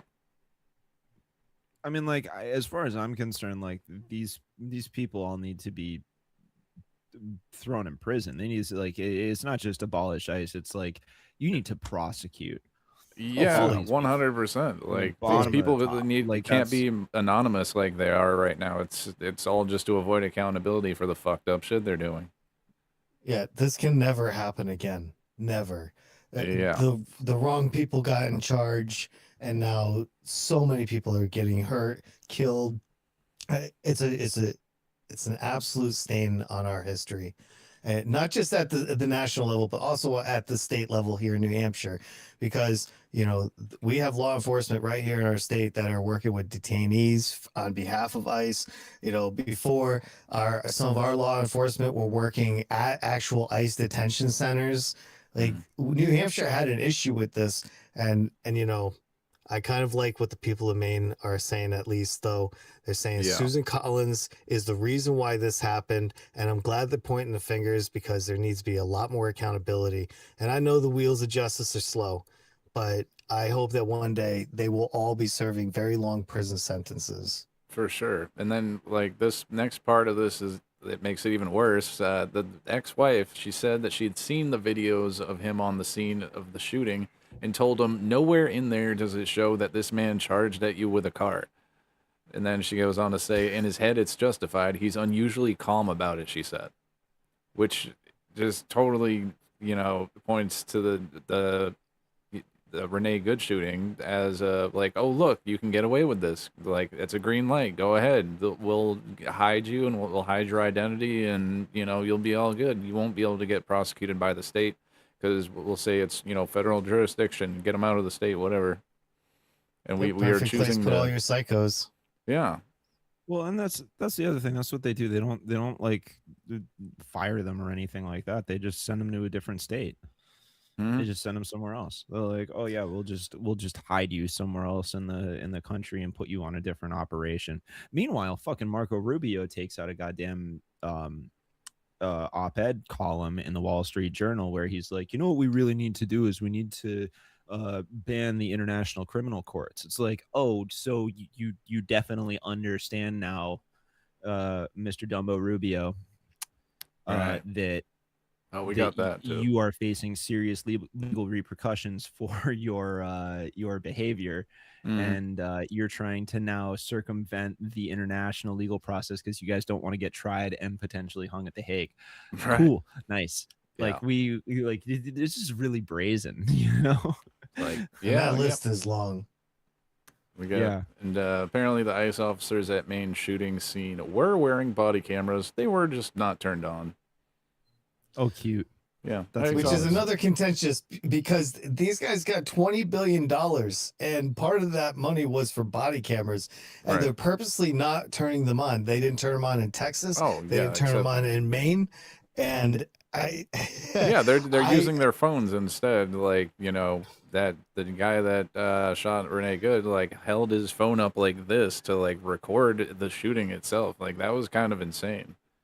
But like I think that what they were doing back when they were in Minnesota was like holding their cameras out, trying to scan people's faces because they're working with like these AI tech companies to try to you know, scan people's faces and identify them to try to charge them with crimes like after the fact of people, you know, just either just protesting or doing the crime of standing near the ICE agent asking them what they're doing. Like, hey, what are you doing over here? Like, what? Yeah, I always thought that the militarization of our police forces across the United States was really dangerous back in like 2002, 2003, when we were getting billions and billions of dollars for the war overseas. Like, here's And then leftover we had to get- equipment. there's always leftover. I mean, even in my role at that point, I had transferred almost $5 million in military assets to local police stations and units between Georgia and Tennessee. You know, I mean, nothing like tanks and stuff like that, but like, I mean, in but they some still have all that instances, stuff. something close to it. Like, Yeah, those like, yeah, you know, and it home was- breachers there. Bearcat, like, Yeah. yeah, we ended up transferring something to the tune of like $5 billion in military assets to police stations or police offices and sheriffs and, you know, any law enforcement offices. But this is so much scarier because not only do they have that weapon, they also have that immunity, but they also have the federal immunity that state officers don't get to enjoy. And it's just so devastating in our communities. I'm very saddened by every single one of these because they don't have to happen. None of this has to happen. It's just, it's pure hate driven and it needs to leave. Immigrants and people from other walks of life is what makes our community great. And I will also stand on that all day long. We need more, not less. 100%. yeah, totally stand by that completely. And it's just like, this is like this gets into the whole imperial boomerang conversation, right? Because like, what do you do with all that gear, right? When it's sort of like usefulness in the international context has somewhat expired because you now have newer gear that was like, we decided we absolutely needed it for whatever reason because, you know, those military industrialized private contractors and manufacturers are like, well, yeah, but we need to keep making money, so we just have to like push new contracts to update the weapons that you guys are using. It's like, well, okay, but we're sitting on all this spare weaponry. What are we going to do? Oh, let's just sell it back to the local law enforcement officials.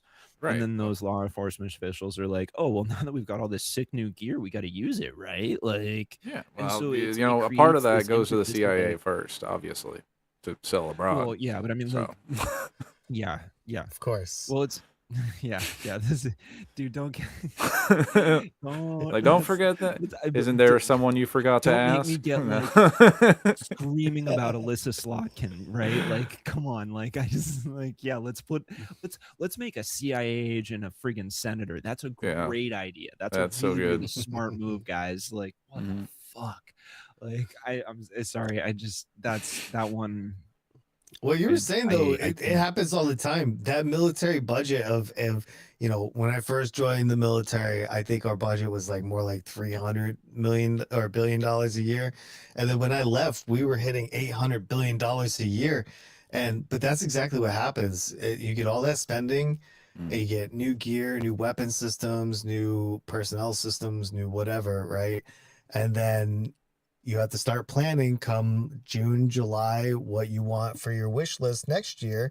And, you know, maybe you didn't get that favorite missile that you wanted, you know, but next year you could, you know, with the new budget because it's another $800 billion. And it's a constant rotation of that. And yeah, all those contractors, the military industrial complex, all that, they're just soaking up our tax dollars, and our police departments are certainly reaping those rewards too.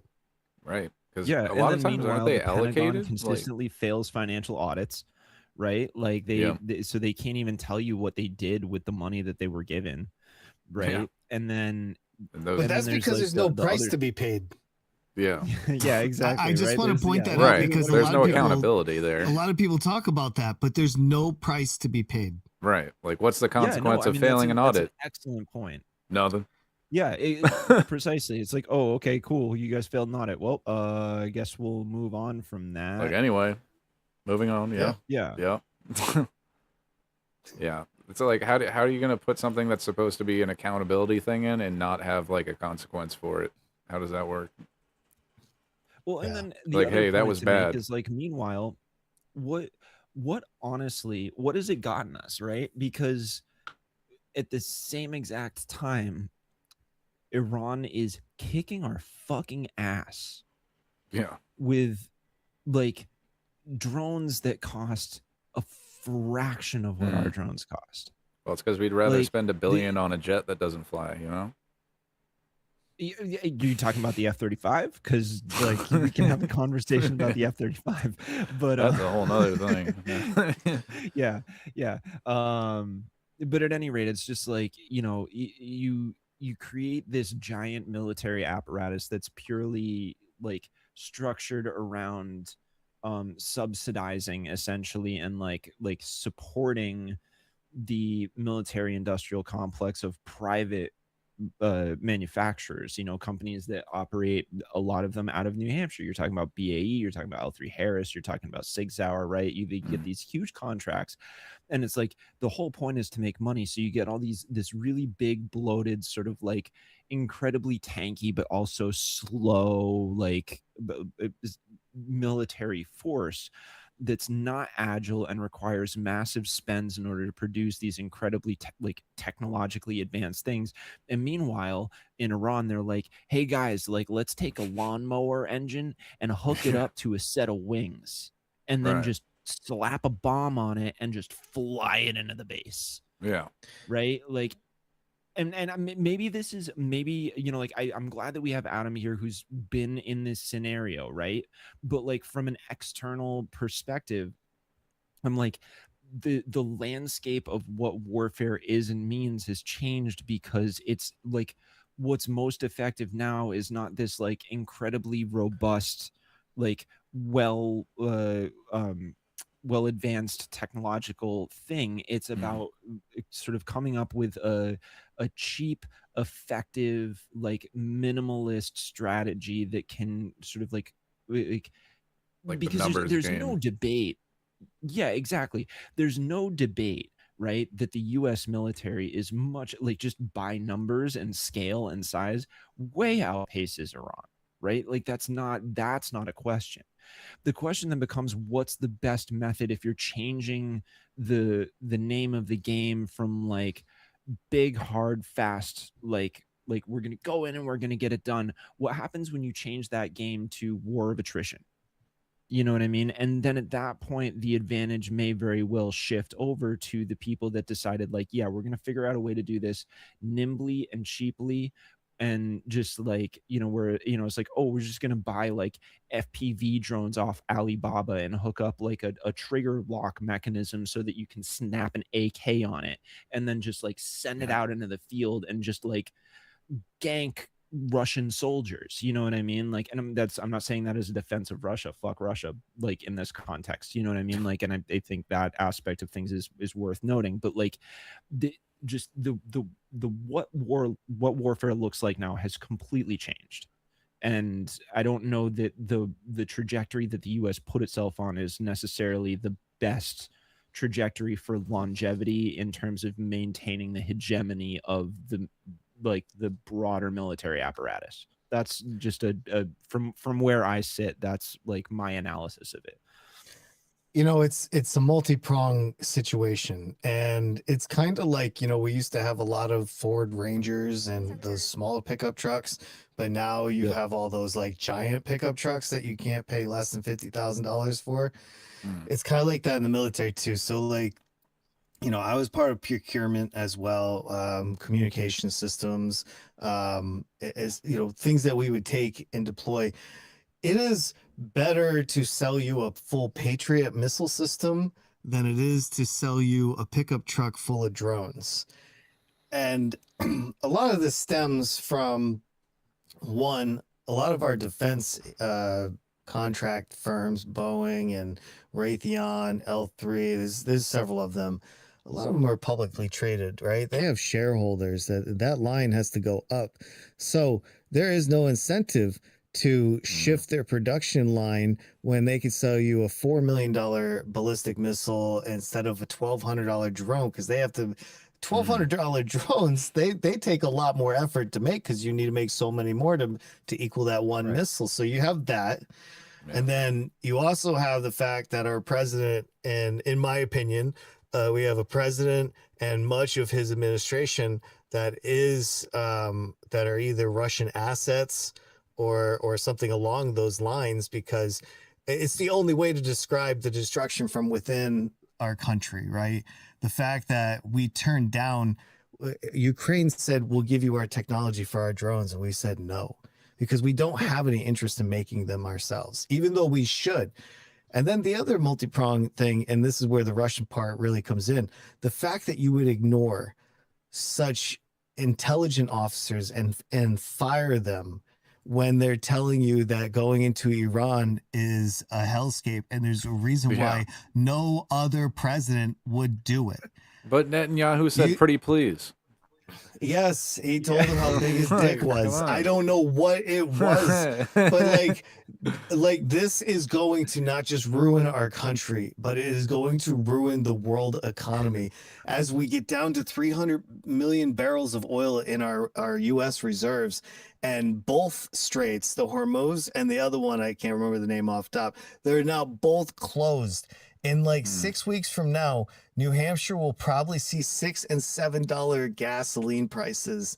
And I wish I was kidding, but Iran announced, and I know I'm going way off target. I'm so sorry for this. No, you're good, dude. Keep rolling, please. I think this is important for people to understand that Iran said, if the U.S. does not stop bombing, they are going to take out the rest of the oil infrastructure in the Middle East. Yeah. That, along with the Russian infrastructure being destroyed by Ukraine, puts almost no world output out there. And everybody needs gas, whether it's liquid or LPG or natural gas or whatever, gasoline, diesel, jet fuel.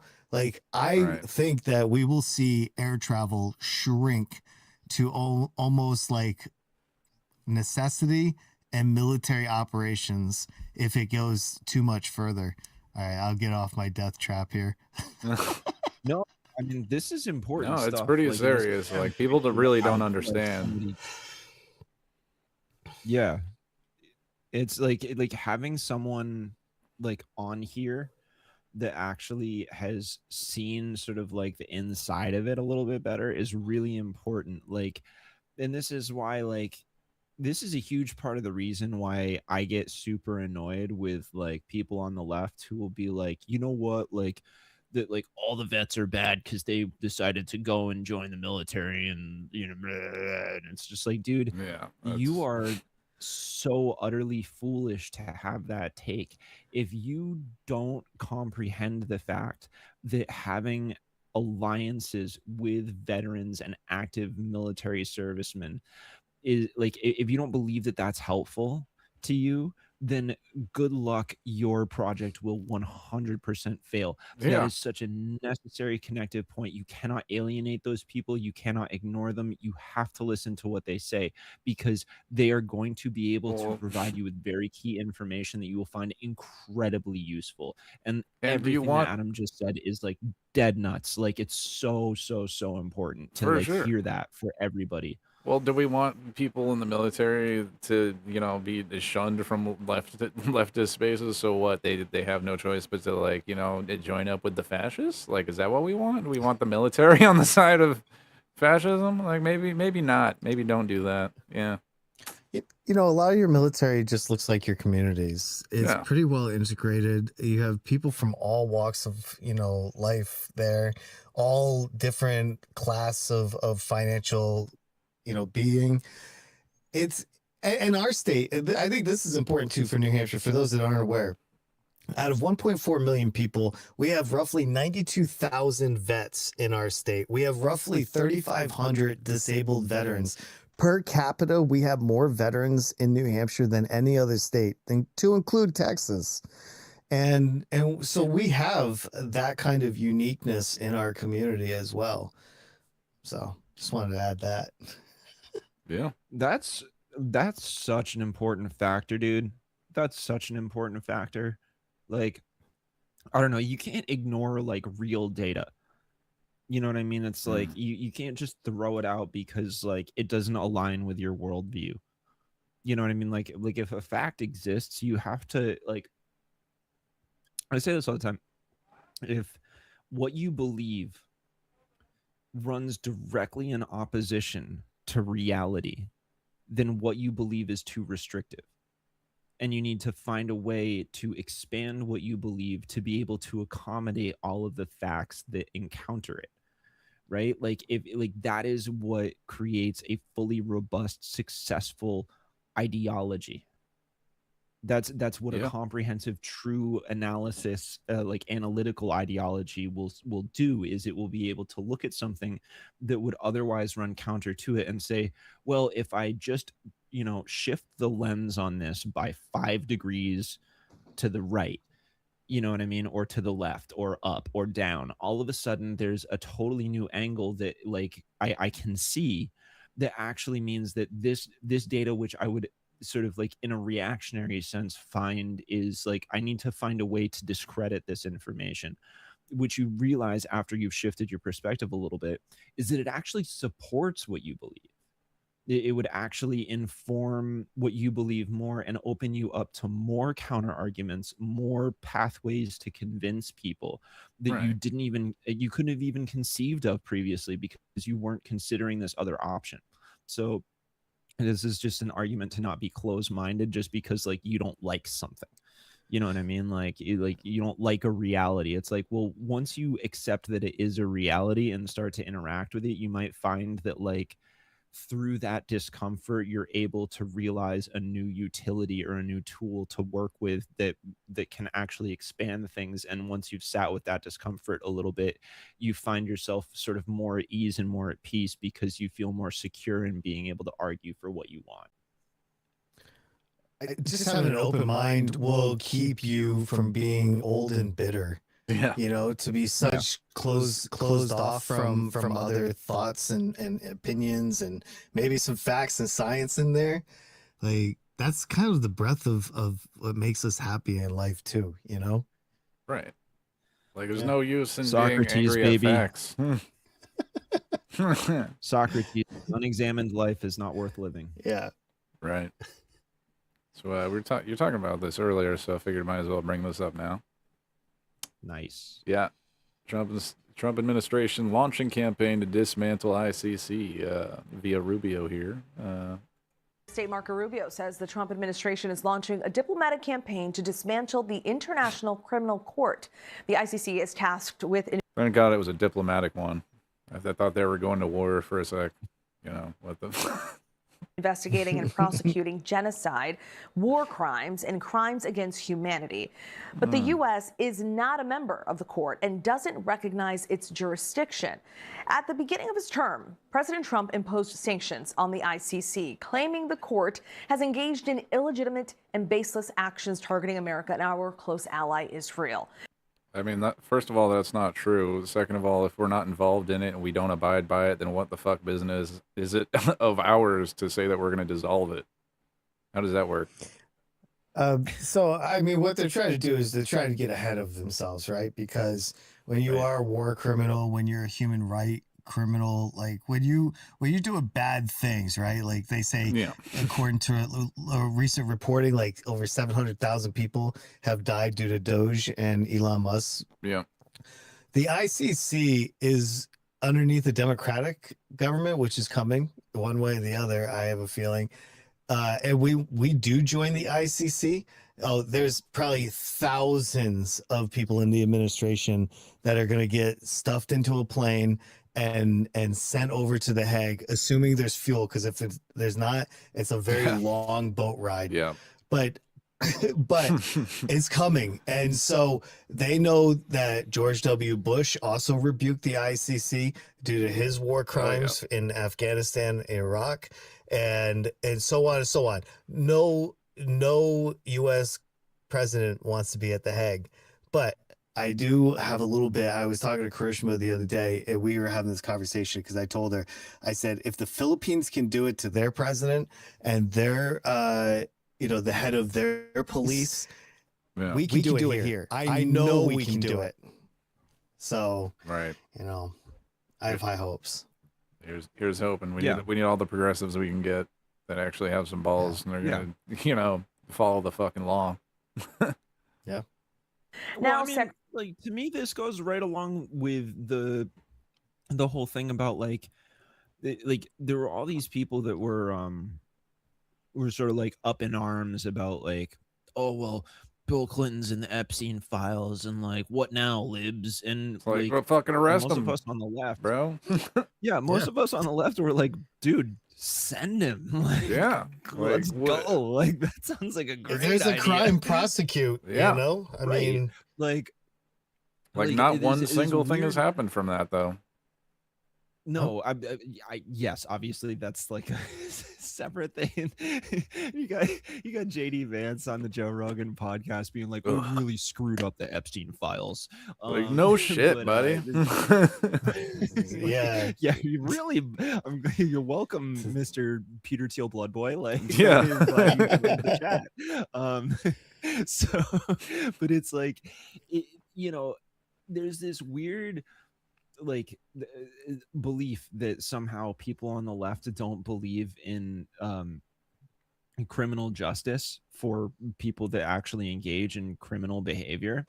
Yeah, and that's wrong. 100%. That's dead wrong. Like, people are so stuck in their like my camp versus yours thing. They can't imagine somebody else not wanting to defend like their side when they when people are doing stuff that is wrong or illegal. Which I think the Graham Plattner thing has kind of disproven that pretty heavily. Whereas if he was a Republican, he would still be running. He'd be like, no, fuck, nothing happened. I don't know what you're talking about. Then you fucking, I mean, Trump's pissed off at Hegseth right now. Maybe Graham Plattner becomes the new secretary of war there. He's got at least one of the qualifications. Open up your options. Yeah. Yeah. He worked for Blackwater. Let's go. Oh, that's two then. It's just... accused of sexual assault. One of those things where it's like Blackwater. Yeah. Okay. Yeah, it's like, for me, this is one of those things where it's like, long run, right? Like, if we are talking about like time far after I am dead, if you put it on that scale, I'm 100% a prison abolitionist, right? Like, I would love to see a time where like humanity reaches a point where prisons are no longer necessary. Okay. In the current formulation of the global climate, prisons are necessary. Now, I am 100% against private prisons. That should be, that needs to go away immediately, right? Like that should be abolished. That should be completely stricken from any possibility of entertainment, right? As well as the whole slavery aspect of it as well. That needs to go. Yeah, exactly. Yeah, everybody remembers slavery is still 100% legal in the United States, just as long as they're prison inmates. So, and at a private prison, somebody's like making real good private coin off them prisoners. Right. With just, government where subsidies do you think as your well. License plate comes from. Yeah. So, yeah, I assure you that all your license plates are made by prisoners. At any rate, but like, like long run, yeah, I would love to see prisons not exist. Unfortunately, there's a lot of people still committing crimes, and you need to figure out what to do with that. And I assure you that restorative justice is not always going to be the end all be all fixer of that situation, right? Like, we haven't gotten that one down pat yet either. So there needs to be, and it's like, and you can have somebody that says like, oh well, I'm a prison abolitionist, but like, we got to lock up all these war criminals. And it's like, okay, well, dude, pick a lane. You know what I mean? Like, respectfully, like, you can't say both of those things at the same time, because that's very ideologically inconsistent. Like, you have to be able to understand that, like, you can absolutely hold both of those truths, but you have to understand that being able to hold both of those truths at the same time requires the context of the evolution of humanity in a social context. Right. That is the underpinning thing. I mean, it's, from my perspective, the same thing applies to like trying to ban firearms. Right. You know what I mean? It's like, yeah, I would love to long run. Like, there's many steps in between the things that we're trying to get to here. We need to like, we need to nothing like that. Like, and because of the actual climate of things, I actually think it's super important for people to have access to firearms right now. 100%. In that context, I'm very supportive of the concept of the Second Amendment, because you know, I don't love him, but I think the joke was pretty dead on, is that, you know, we have the Second Amendment just in case the First Amendment fails. I think Dave Chappelle made the joke. You know, it's like, you know, that's why we have the Second Amendment, just in case the first one doesn't work out. And that's like, that's actually real shit. That's because right now we are not at a point where we are able to have enough faith in a institutionalized government to not be able to trust it, and the need to be able to say, you know what, this arrangement, this government arrangement does not work out for us, and we need to come up with something different. That's got to be available. That needs to be a tool in the toolkit. If you take it out, well, people are still like prone to engaging in like incredibly draconian, authoritarian, violent, fascist tendencies, and you haven't figured out a way to sort of excise that or marginalize that permanently within the context of society, then yes, you need to be able to form avenues of resistance. That's just simply the truth. Like, we're just not there yet. And there are fucking communists that will stand on the 2A, right? Like, it's not just, this is not exclusive to like right wingers or liberals. This is a widely held belief from many people on the left. It's why you have socialist gun clubs. Yeah. Which, you know, right wing will make a big deal about and be like, oh my God, they're using the Second Amendment rights just like we are. That's not allowed. These damn commies can have guns as well. Not in my country. It's like, what? I mean, yes, no, that's what you want. So that's how. What do you mean? Like, it can't just be for just you, bro. I mean, that's exactly how they felt when the Black Panthers started carrying. So that's when gun control kicked in, right there. Republican president. It's like, whoa, hold on now. We don't want all people. Easy there. I truly hope that we don't have to live that rhetoric, that this year people will have lived the abuses of the government already, have seen the corruption, have seen what their choices are. We've seen so many things from the Iran war, Israel, there's Ukraine, there's so many things going on in Asia as well. I'm hoping that we can come together as a country and elect some adults that will take us to where we actually need to be, you know? I don't know if enough people have been hurt. I don't want people to be hurt, but like, it feels like in this country, if it doesn't happen to them, then it doesn't exist. And I think that's probably one of the most egregious things of some Americans, in my opinion, the fact that they can't empathize with their neighbors. Yeah, no, for sure. That's huge. And then I think, like, thinking beyond that too a little bit, right? Because you're absolutely correct. I completely agree with that take. I think like the other component of it is that we need to be unafraid of educating the youth about all those ugly things, right? I remember hearing a I can't remember where I saw it. It was like a story. It was this is an anecdote. Like, forgive me, anecdotes are not evidence, but it can be informative. Yeah. So there was like someone was talking about how when they were a kid, they were like in the school library, and they pulled out a book on Nat Turner, like the Nat Turner Rebellion, and in it, the book explained that when they actually finally caught Nat Turner and lynched him, they turned him into purses and oil, right? Really fucked up. Yeah. It was this person brought it to the attention of parents and educators and stuff like that, and they were like, you shouldn't have had access to that. You shouldn't have been able to read that. We don't talk about that.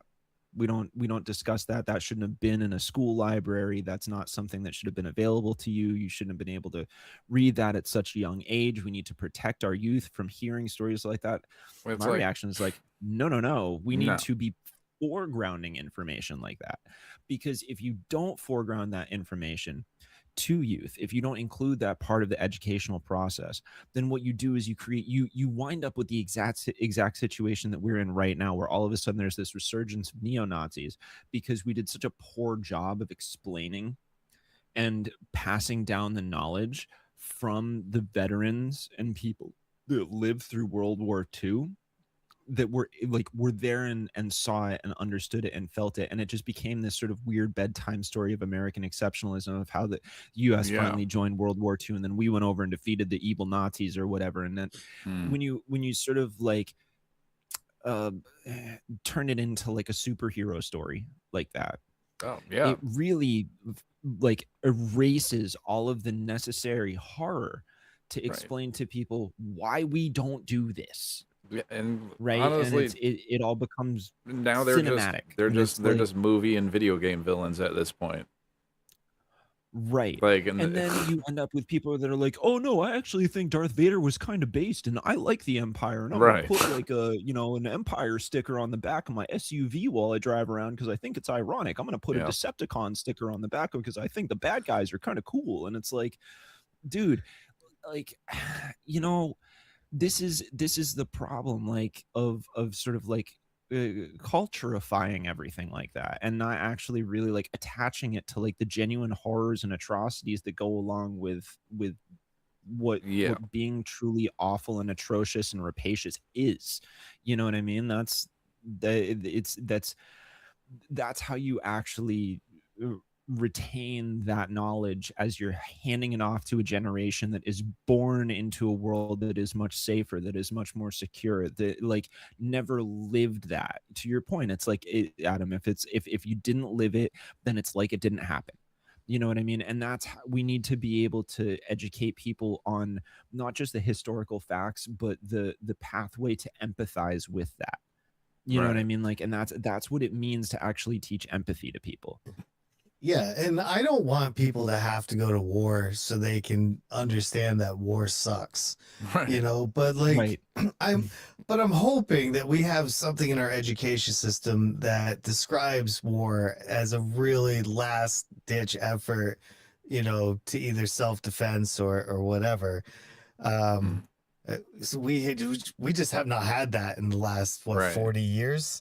Like it's all been just like this American imperialism, and it hasn't been working. I mean, sure, we've had some wins, but I mean, this will be a little side tangent, but I'm really curious because growing up and going to college and everything else, I got to learn about the Cold War era. I got to learn about the Camelot, era, like, those kind of things. A lot of serious people, at least I believe, because we didn't have social media, so they probably did a lot of stupid things too. But we had a lot of serious people lose a war in Vietnam, win wars in other places. But when our kids that are born now, right? So for me, it would be like my grandkids. When they go to school, they're going to be learning about the stupidest era of their time. They're going to be learning about the Trump administration, right? And so they won't get as much probably World War II. They're going to get a lot more of Iran and stuff like that. That's going to be a fascinating time in our history. I just thought of that And I wanted to just put that out there. So in case I mean, somebody wants to even dream about now, it tonight. just like I wonder what the history classes are like right now as it pertains to like 9/11 and stuff like that, and all the preceding wars that happened there. Like, I wonder what the slant is on that on certain schools, because without the Department of Education, there's no like standardized things that need to be taught in all these schools. It's all up to the individual states and the individual districts at some places about like what's actually in textbooks. And they can literally talk to these textbook makers, like manufacturers, and have them like take things out, change things, insert whatever they want into them. And it's kind of like scary when you think about it like that. Well, yeah, history is written by the victors. Right. Like a textbook from the same company could say something completely different in like Georgia than it does like here. Well, and then the other thing to consider is the whole like education voucher program thing, where you've got a whole bunch of money going to private religious schools. You know, like there's right in my town, there's a private school that's focuses on a classical education, and it's very, very like libertarian leaning. And they will like literally deliberately will teach you that FDR was bad. Yeah. So it's like it totally like it is 100% colored. You know what I mean? Like in terms of the lens that's placed on what you're being educated, and the tone and the candor of the teacher and the way that they're approaching it. And it's like that's a whole other side of things too. Yeah. And even worse, in our state level, I believe they just approved some change in homeschooling where there's zero accountability. Oh yeah. So you just don't even have to teach like anything, at all. Apparently. Yeah. So you just have a kid that grows up just completely ignorant to the world. Right? Yeah, That would be like the Truman Show. I think that's another problem as well with like just homeschooling in general, that just like with no sort of like checkups or anything like that leaves the door open to abusive parents to, you know, abuse their children with no fucking oversight whatsoever. And that is child neglect. Yeah, that's a huge thing. Yeah. Like, yeah, but what about parental rights, Kyle? Oh yeah, you're right. Yeah, I forgot. Children are property. I forgot. You're right. It's right for all those children are like your car. We joke a little bit about that, but there is something that makes me happy for those parental right people, because if your kid already feels that way about you, you are gonna have zero contact once that kid is on their own. Like they're never coming home for Christmas. Yeah. They're never calling. They're never coming to your funeral. None of that. So be as parental rights as you want to be, because you get to pay back later. Yeah. Yeah, it's like people like forget how many hyper religious kids end up like becoming atheistic, you know, like our kids raised in a hyper religious household and becoming atheists. These Republicans I can't turn on YouTube without it.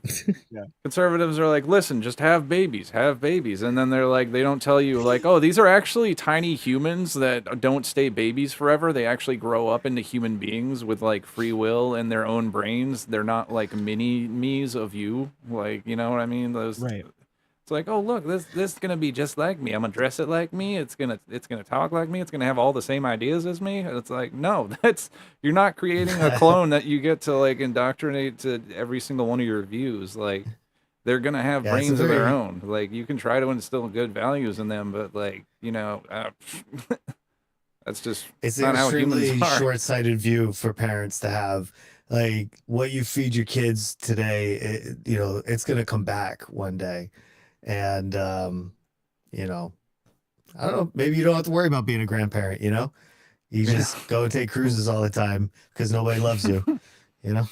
Funny little callback here to the Jeremy Kaufman article though is the specific stipulation that they made about how his two sons were trying to drag him away from his angry tirade in public. Oh yeah. And meanwhile, he's like, you know, we're having babies and we're producing the next generation. And I'm like, yeah, it's always those guys. We'll it's see how Elon that works out Musk for you, buddy. Fucking all these guys whose parents, like kids hate them. They're like, we need more babies. Elon Musk with the like, guy who walks around with a briefcase full of calm. Yeah. Like, just the fucking handcuffed to him like a fucking, you know, a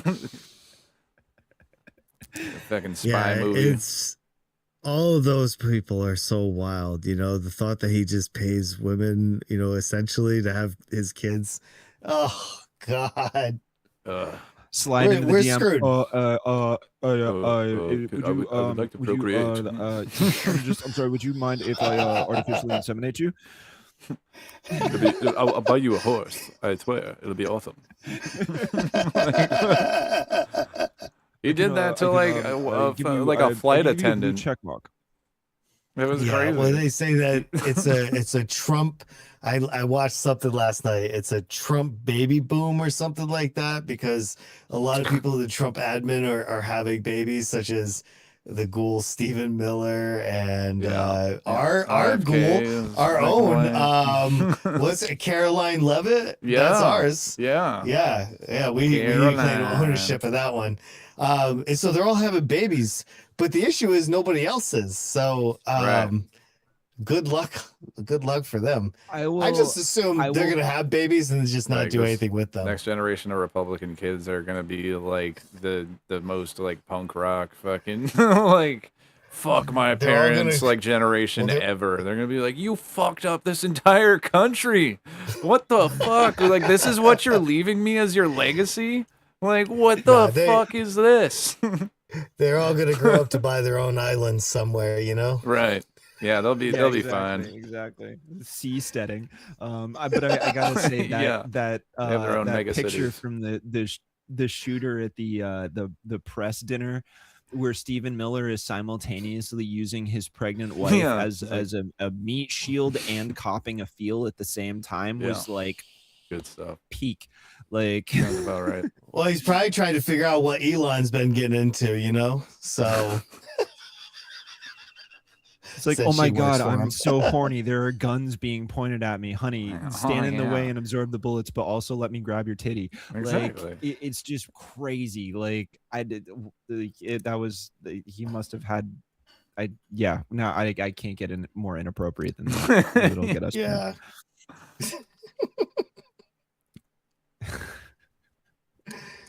Oh yeah. Did you see that? You guys see this right here? Oh yeah. Apparently, Lindsey Graham's sister gets to just be the the rep there now, so that's cool. Who's more qualified?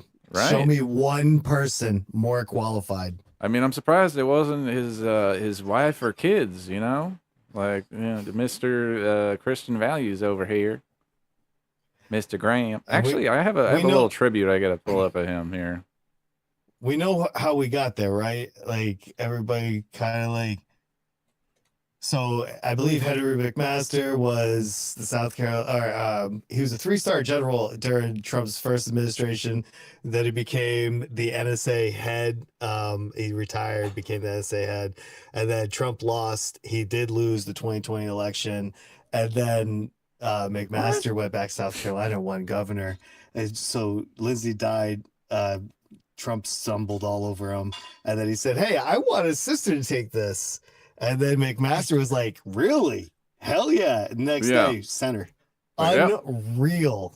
Insane. Trump just gets to go on TV and say stuff, and they're like, "All right, fine." Yeah, we're screwed. So this was Lindsey pre-Trump presidency. So we're gonna play some of that, see how he was feeling back then. I want to talk to the Trump supporters for a minute. I don't know who you are, and I don't know why you like this guy. I don't know He's why. a race-baiting, xenophobic, religious bigot.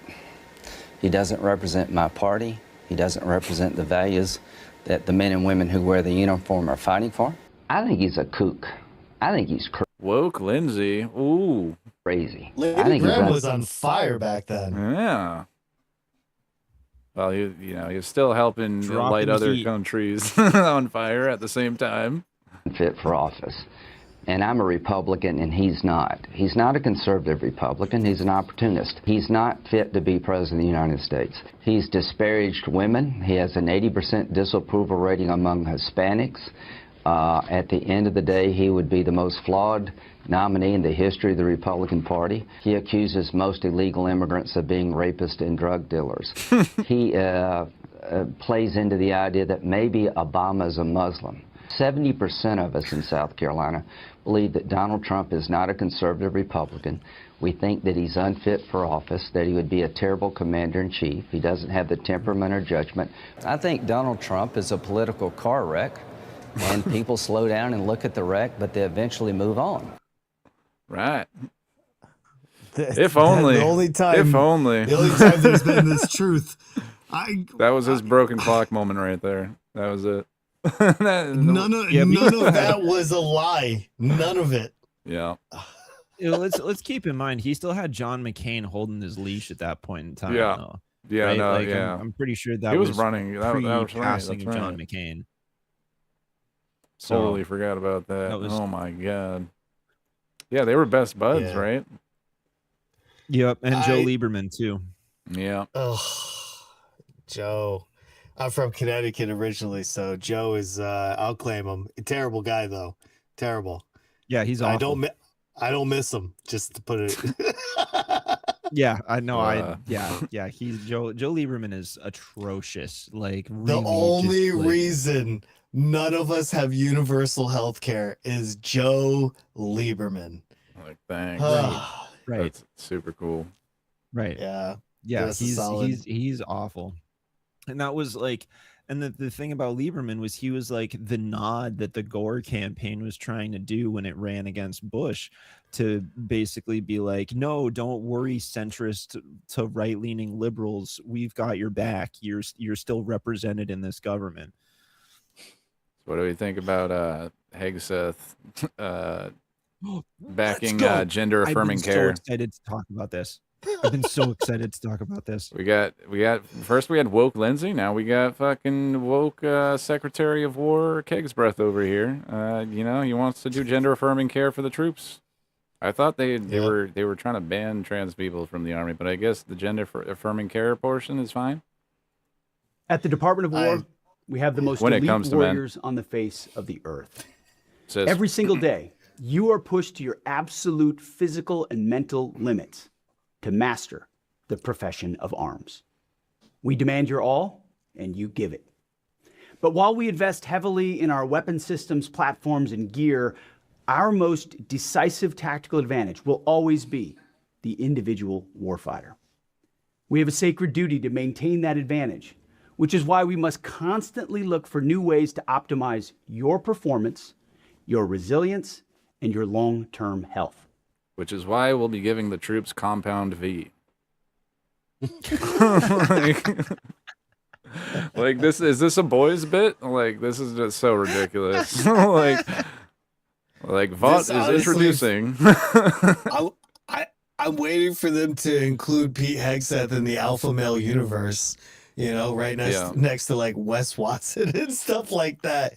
This is silly stuff. This is what happens when you have a washed up major from the Army National Guard become your Secretary of War.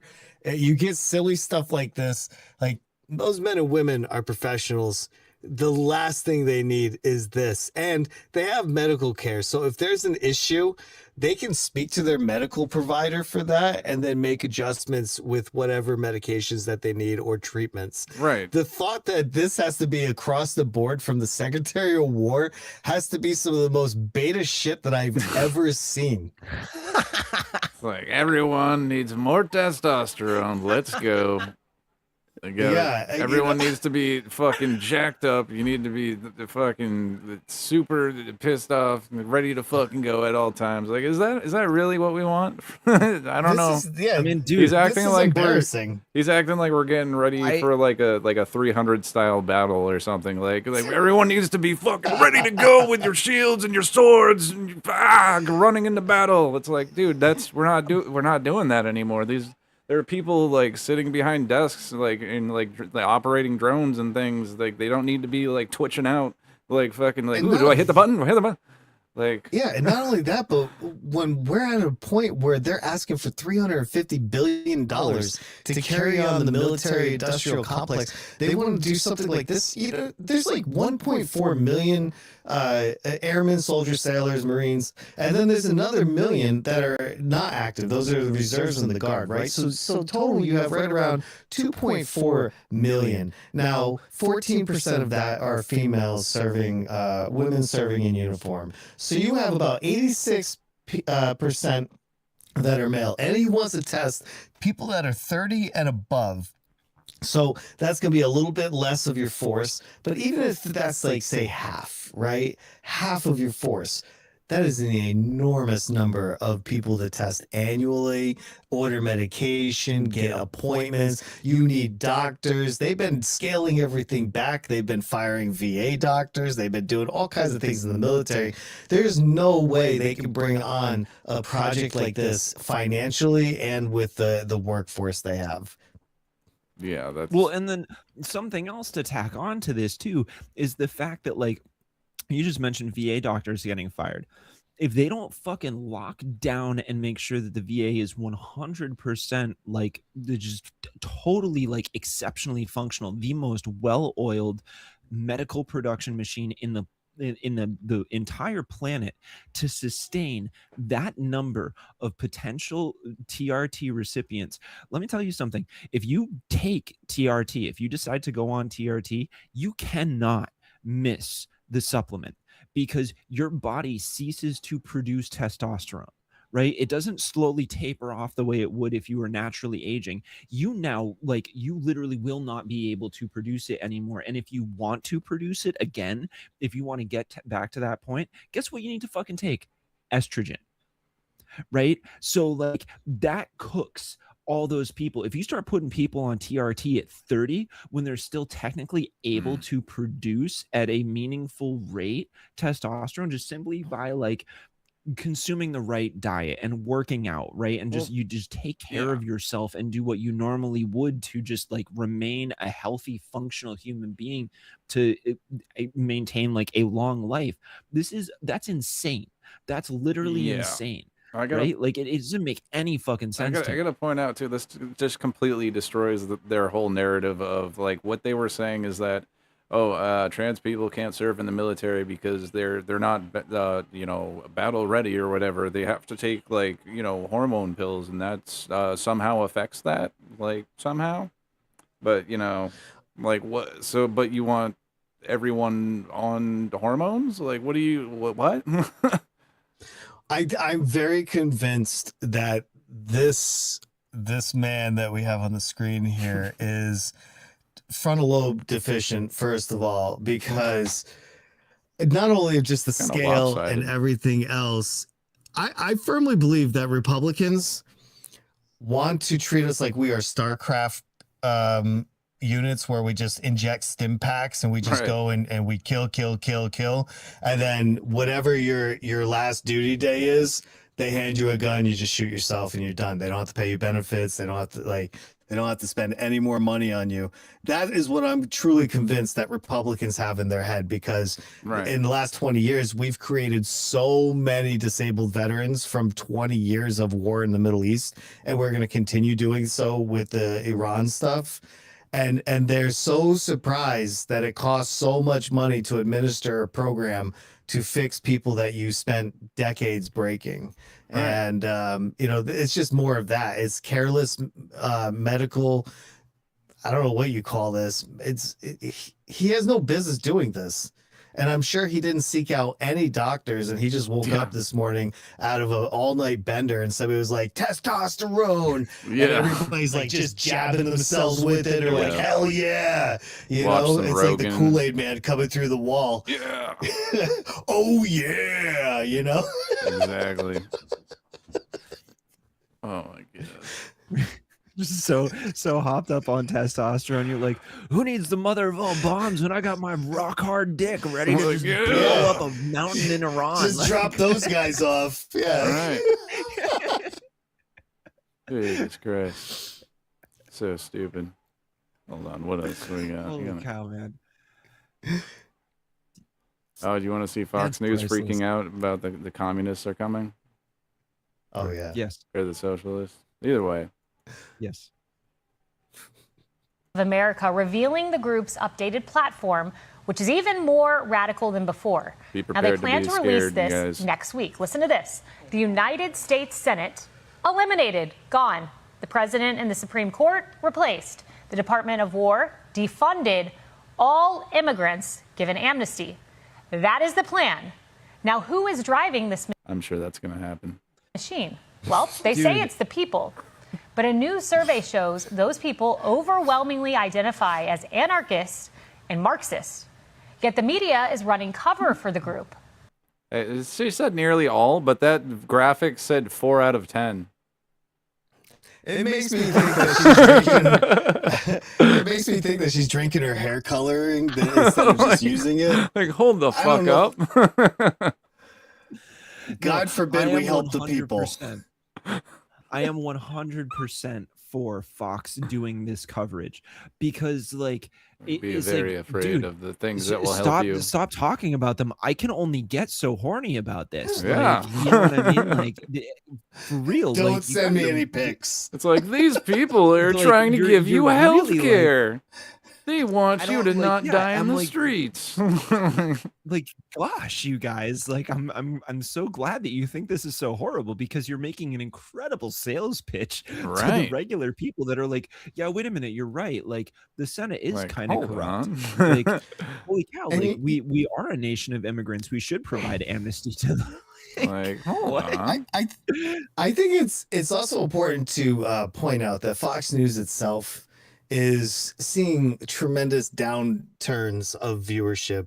They're down year over year, 19% since 24 to now, right?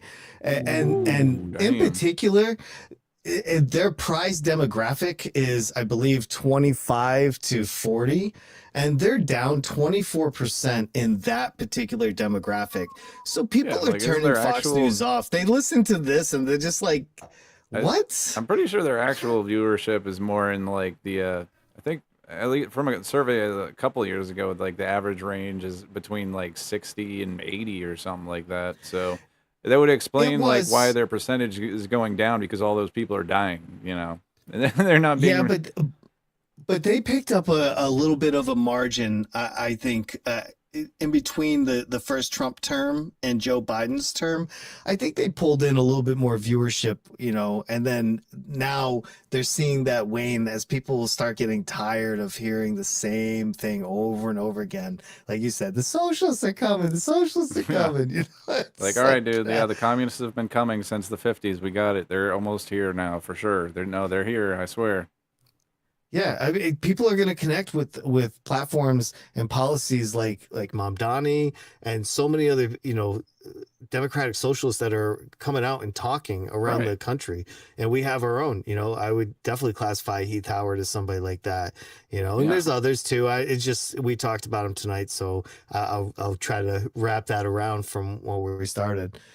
I think people are excited and they want things. They don't want free things, but they want things that they feel they're owed, like that being they able paid to see for. a doctor. Like, these are our tax dollars. We should be benefiting from our own tax dollars being paid for the government, whose whole purpose for, you know, what at least I thought the whole purpose of having a government is to, you know, do things for its citizens, especially in a democracy where it's run supposedly by its citizens, right? Like, you know. Otherwise, what's the point of a government if the government's not going to help us? Like, what's the point? Yeah. Well, and it's the whole thing too is, right, like when people make the argument where they're like, well, you want free stuff, nothing's free. And it's like, no. What you seem to be misunderstanding is that free is shorthand for free at point of use. Right. The point is that we already fucking paid for it and we're not getting it, motherfucker. To be allocated I to want something. I want what I paid for, and I literally am being denied exactly what I thought that I was paying taxes for. That's the whole fucking point of them, is that I give this money to the government every year and it returns it to me through the monopoly of utility that I cannot actually achieve on my individual level because the scale that it needs to be implemented is so fucking monumental. Like, that's the whole fucking purpose. That's literally the reason for taxes. Like, we don't just do it because we think it's fun. Yeah. Like, we do it because we identified that there were certain things that like literally everybody needed. And that was why we taxed, so that we could just provide baseline.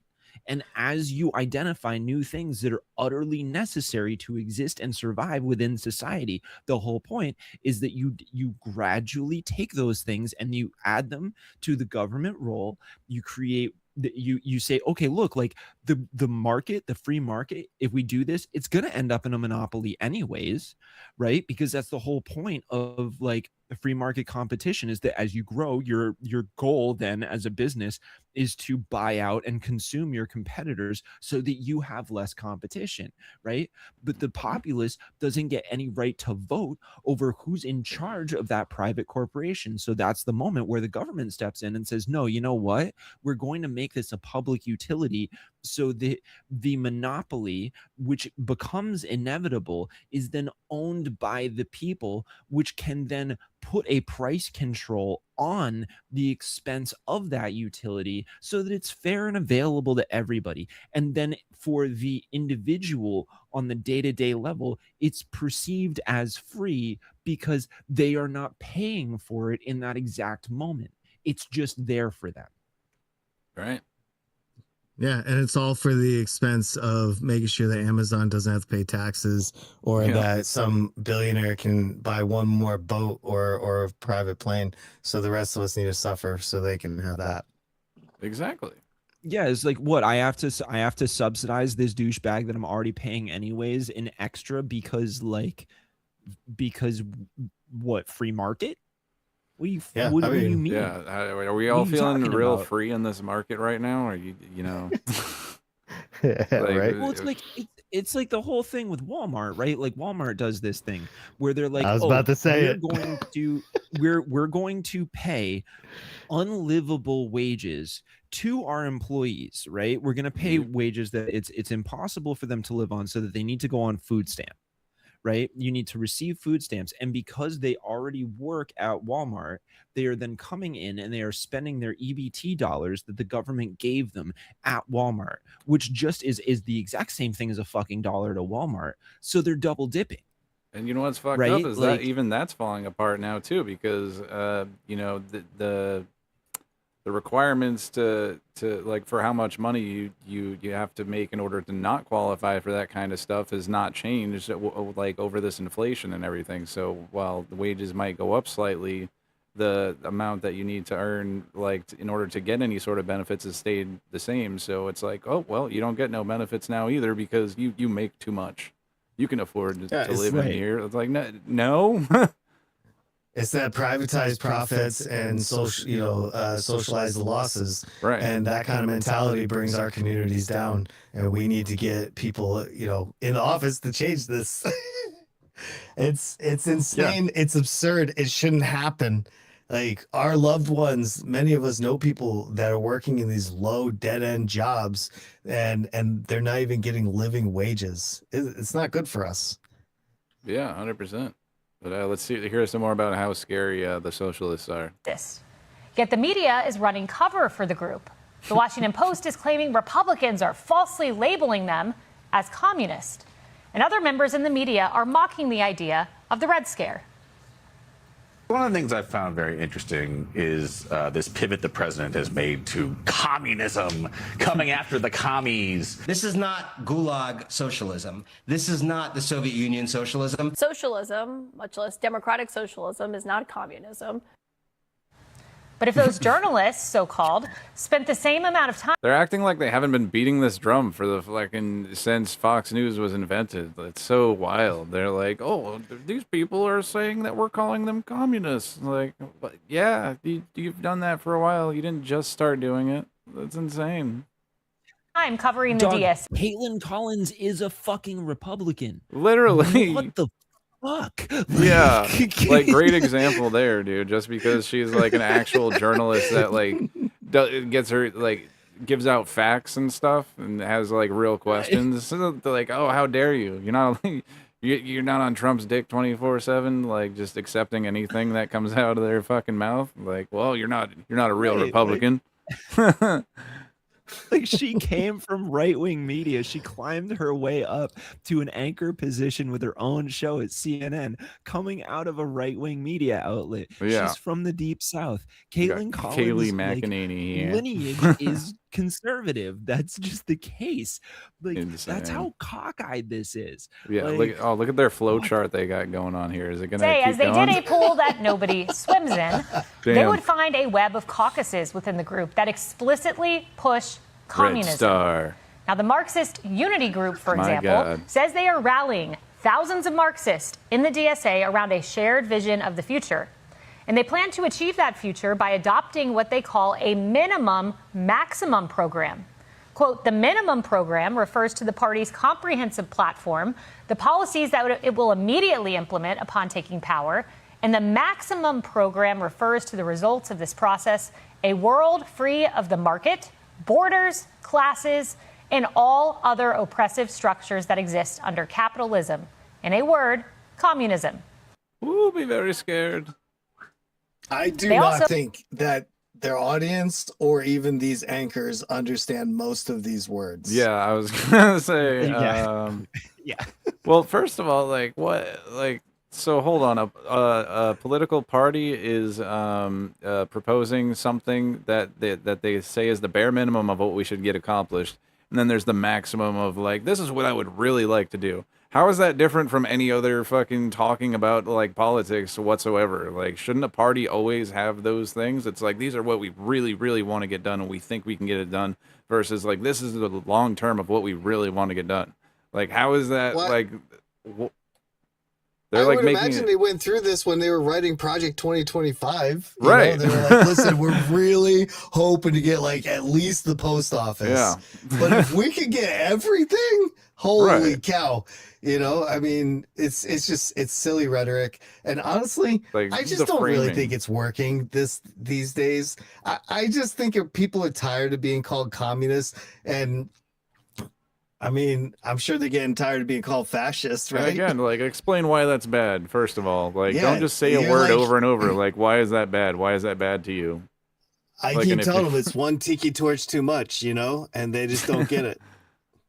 Like, They what? This word, is like such a communist. brilliant and like exciting moment for me, because like I'm so used to words being worn out to a point where they have no meaning in a way that is not in my favor. And Right. if they want to do that with the word communism, then like, Yes. let's fucking go, dude. Let's fucking go. Like, that's a finally Yeah. it's breaking in favor Yeah. for once. Like, if it means that people are willing to be maybe a little bit more open to like a genuinely democratic socialist position, just because they just are so tired of hearing the word communism that it means nothing to them anymore, then I am so on board. I mean, Let's that, yeah, fucking do it. that's what it's Damn. seeming like.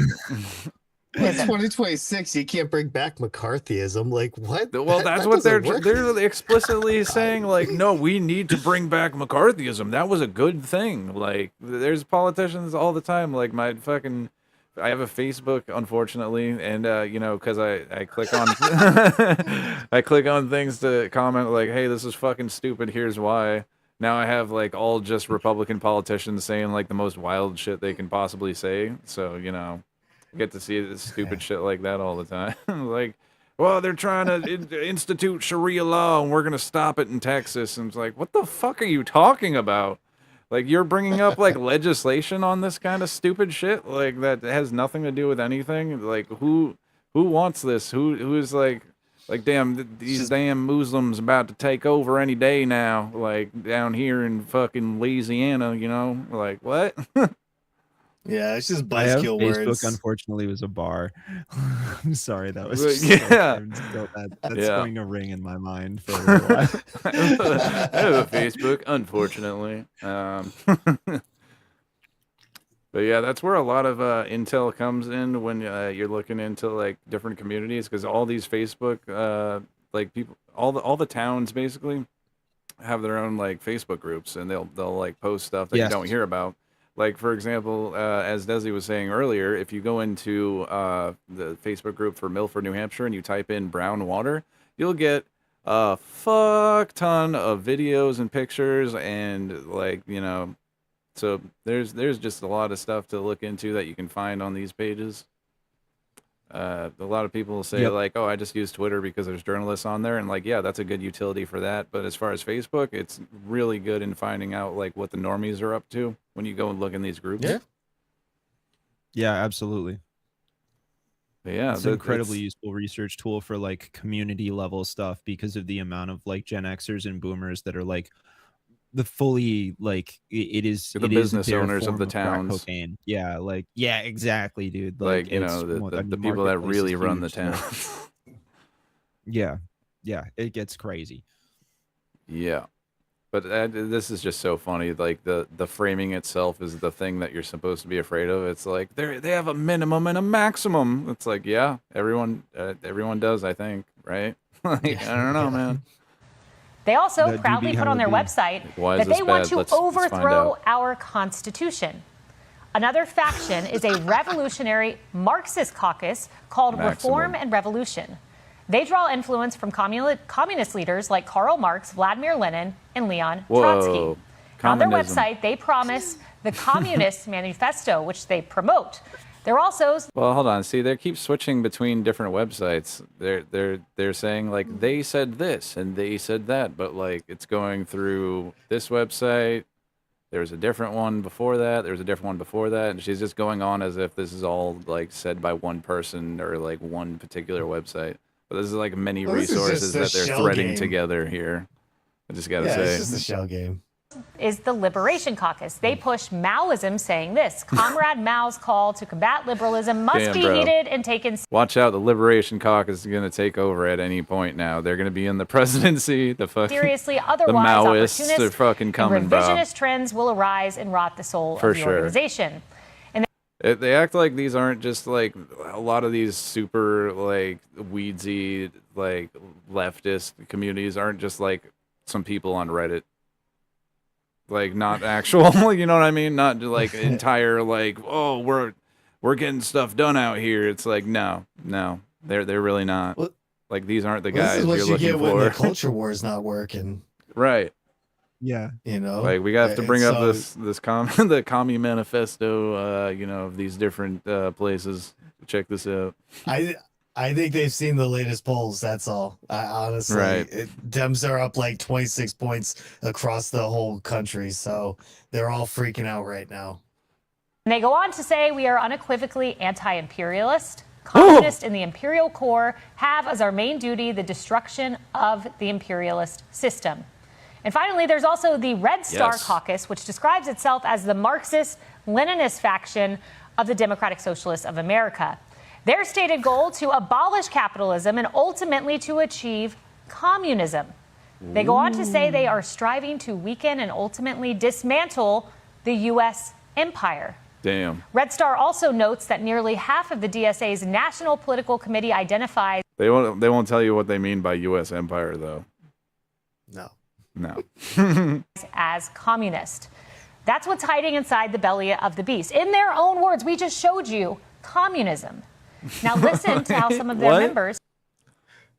What did she showed us? Thanks, David Blaine. What? What the fuck? Communism.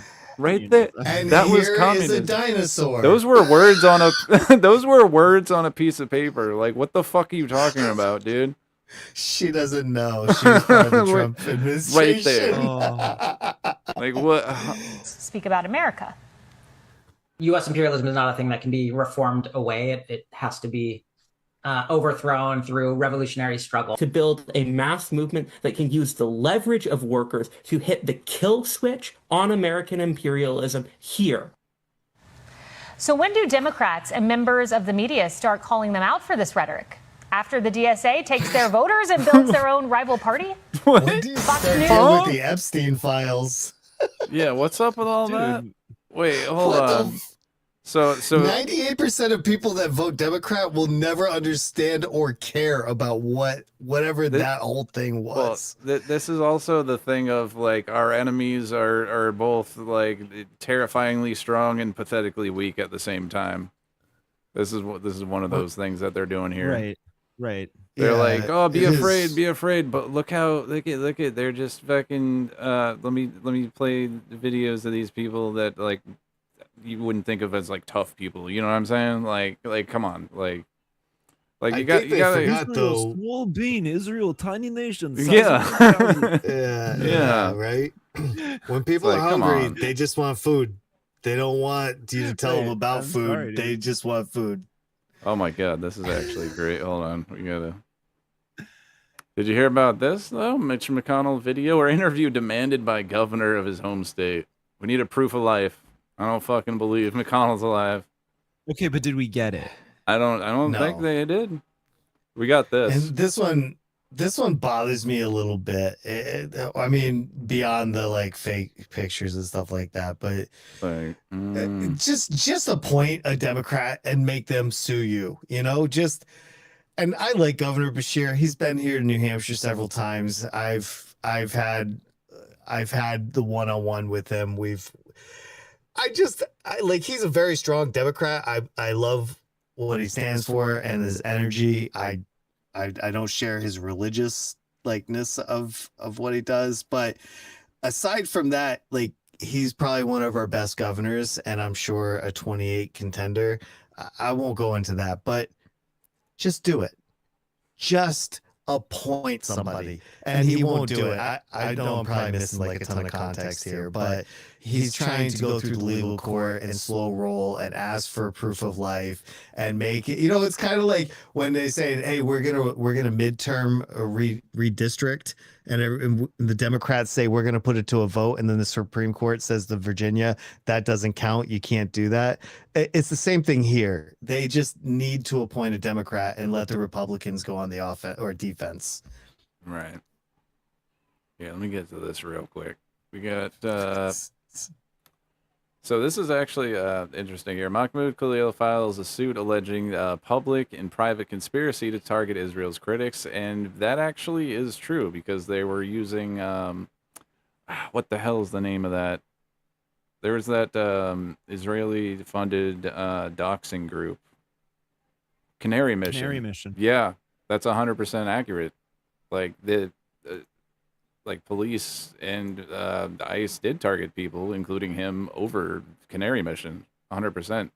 Like those the college protests, like that was insane. Like I don't think people are like even remember it after all this insane stuff has happened since then. Like, but that was not that long ago. They were just like locking up and threatening to deport students, like for fucking nothing, and, like beating them up. Yeah, Ed, the group is called Canary Mission. It claims to document individuals and groups they say promotes hatred of the U.S. and Israel. Now, the website lists thousands of people with their pictures divided in categories, including student, professors, and even medical professionals. Like, how can you hear that and not be like, that is a doxing website? Like, they're targeting people, like, specifically, like, go after these people. We are right now with the U.S. government openly admitting that it's been targeting individuals based on reporting from a shadow organization that is seeking to silence people for their free speech. Masa Kumbabi represents Tufts University student Rumeza Öztürk, who spent 40 days in a Louisiana ICE detention facility after being arrested by federal agents in Somerville. ICE cited her as a threat for co-authoring a pro-Palestinian op-ed for her student newspaper. During a trial between the American Association of University Professors and the Trump administration over the government's deportation policy, the president of AAUP tells News Center 5 that an ICE agent revealed Öztürk and other detained international students were flagged because their names were listed on the website Canary Mission. It's very alarming. We don't know, like the Canary. Like, well, that right there confirms it. Like, it says they were specifically targeted because their names were there. Like, what? Mission, like facts about the Canary Mission are hard to come by. We don't know even if it's a U.S. based organization. or based in another country. According to its website, the Canary Mission documents individuals and organizations that they say promote hatred of the U.S., Israel, and Jews on North American college campuses and beyond. It goes to show that they don't have any evidence. No one has done anything wrong. They're just speaking their mind as granted by our Constitution, and they should be ashamed of themselves. We have reached out to Canary Mission for comment. We are still waiting for a response from them tonight. We're live in Somerville. Jennifer You're not going to get a Bernathy, response, WCVB. I'll tell you that. Yeah, checks So in the mail. I would just in terms of just like if you actually want to learn more about Canary Mission, I don't know how many people that watch this channel are familiar with the program TrueAnon or read DropSite news at all. But TrueAnon had a journalist on who had done reporting through, I believe it was either DropSite or The Intercept, one of the two. I'm pretty sure it was DropSite, and if not, DropSite did speak with this person as well. They appeared on both programs, and they did some serious reporting and unearthed a whole bunch of crazy information about Canary Mission. A lot of it is not off the top of my head because I was exposed to it a couple weeks ago, and consuming news is like drinking from a fucking fire hose. So it's hard to retain all of it at all times. But there's a lot more information on Canary Mission out there that these people are not covering because they don't want to talk about DropSite news. A lot of media is very sort of like they want to keep their hands away from DropSite for whatever reason, because they're the only ones that are actually doing international reporting in a truly professional manner at this point. But yeah, I would, for anybody that wants to learn more, there's an episode that TrueAnon did about it, and then with a journalist, and then also DropSite. Check that stuff out. Right. It's kind of sad. Like the only some of the only news stations that you can trust are like like DropSite and like Al Jazeera is basically the only two places you can go and get kind of like actual solid reporting on what's going on in like Middle East and stuff. Democracy Now! Also Democracy is very Now! good. For sure. I was gonna not gonna leave them out. I hate to do this to you boys, but I have to be. I think we're running a little early in the overtime, morning. so yeah. It's all Gave good. the extended version. Hell yeah. Everybody got a little extra 30 minutes on there. We covered a few different stories. I think it was productive. Yeah. So not worth it for me. Yeah, no, good stuff. Any time that I can tell people where they can learn more about fucking Canary Mission, I'm happy to drop that. I will always do what I can to say fuck that goddamn organization. Yeah, that's crazy. Also, I assumed I said before that it was Israeli funded. Apparently, they don't even know. Like, it's not known who funds it, which is kind of crazy. Like, how do we? Like, no one has FOIA requested that information or anything. Like, do they not have to disclose that as an official organization? Like, this is why I encourage people to go read the DropSite stuff, and I'm actually going to read it again because I want to make sure that I have this information off the top of my head. But there is definitely a lot more of a paper trail to be followed, and that is not diligent reporting on the part of that particular news outlet. Okay. Well, yeah. But if it wasn't the end of the show right now, I'd go and fucking look it all up. But I gotta do it. Like, all right, we gotta pull everything right now. Get a new home. So yeah. Book that. All right. So yeah, everyone, thank you for tuning in. Thank you, Adam, for coming on. It's been a fucking. I appreciate you having me. Thank you. Hell yeah. Welcome back anytime. Such a delightful addition. Yeah. Thank you. Yes, indeed. Well, yeah, we'll catch you guys next Thursday, 6:30. Same bat time, same bat channel. Peace. Good night, everybody. Peace out.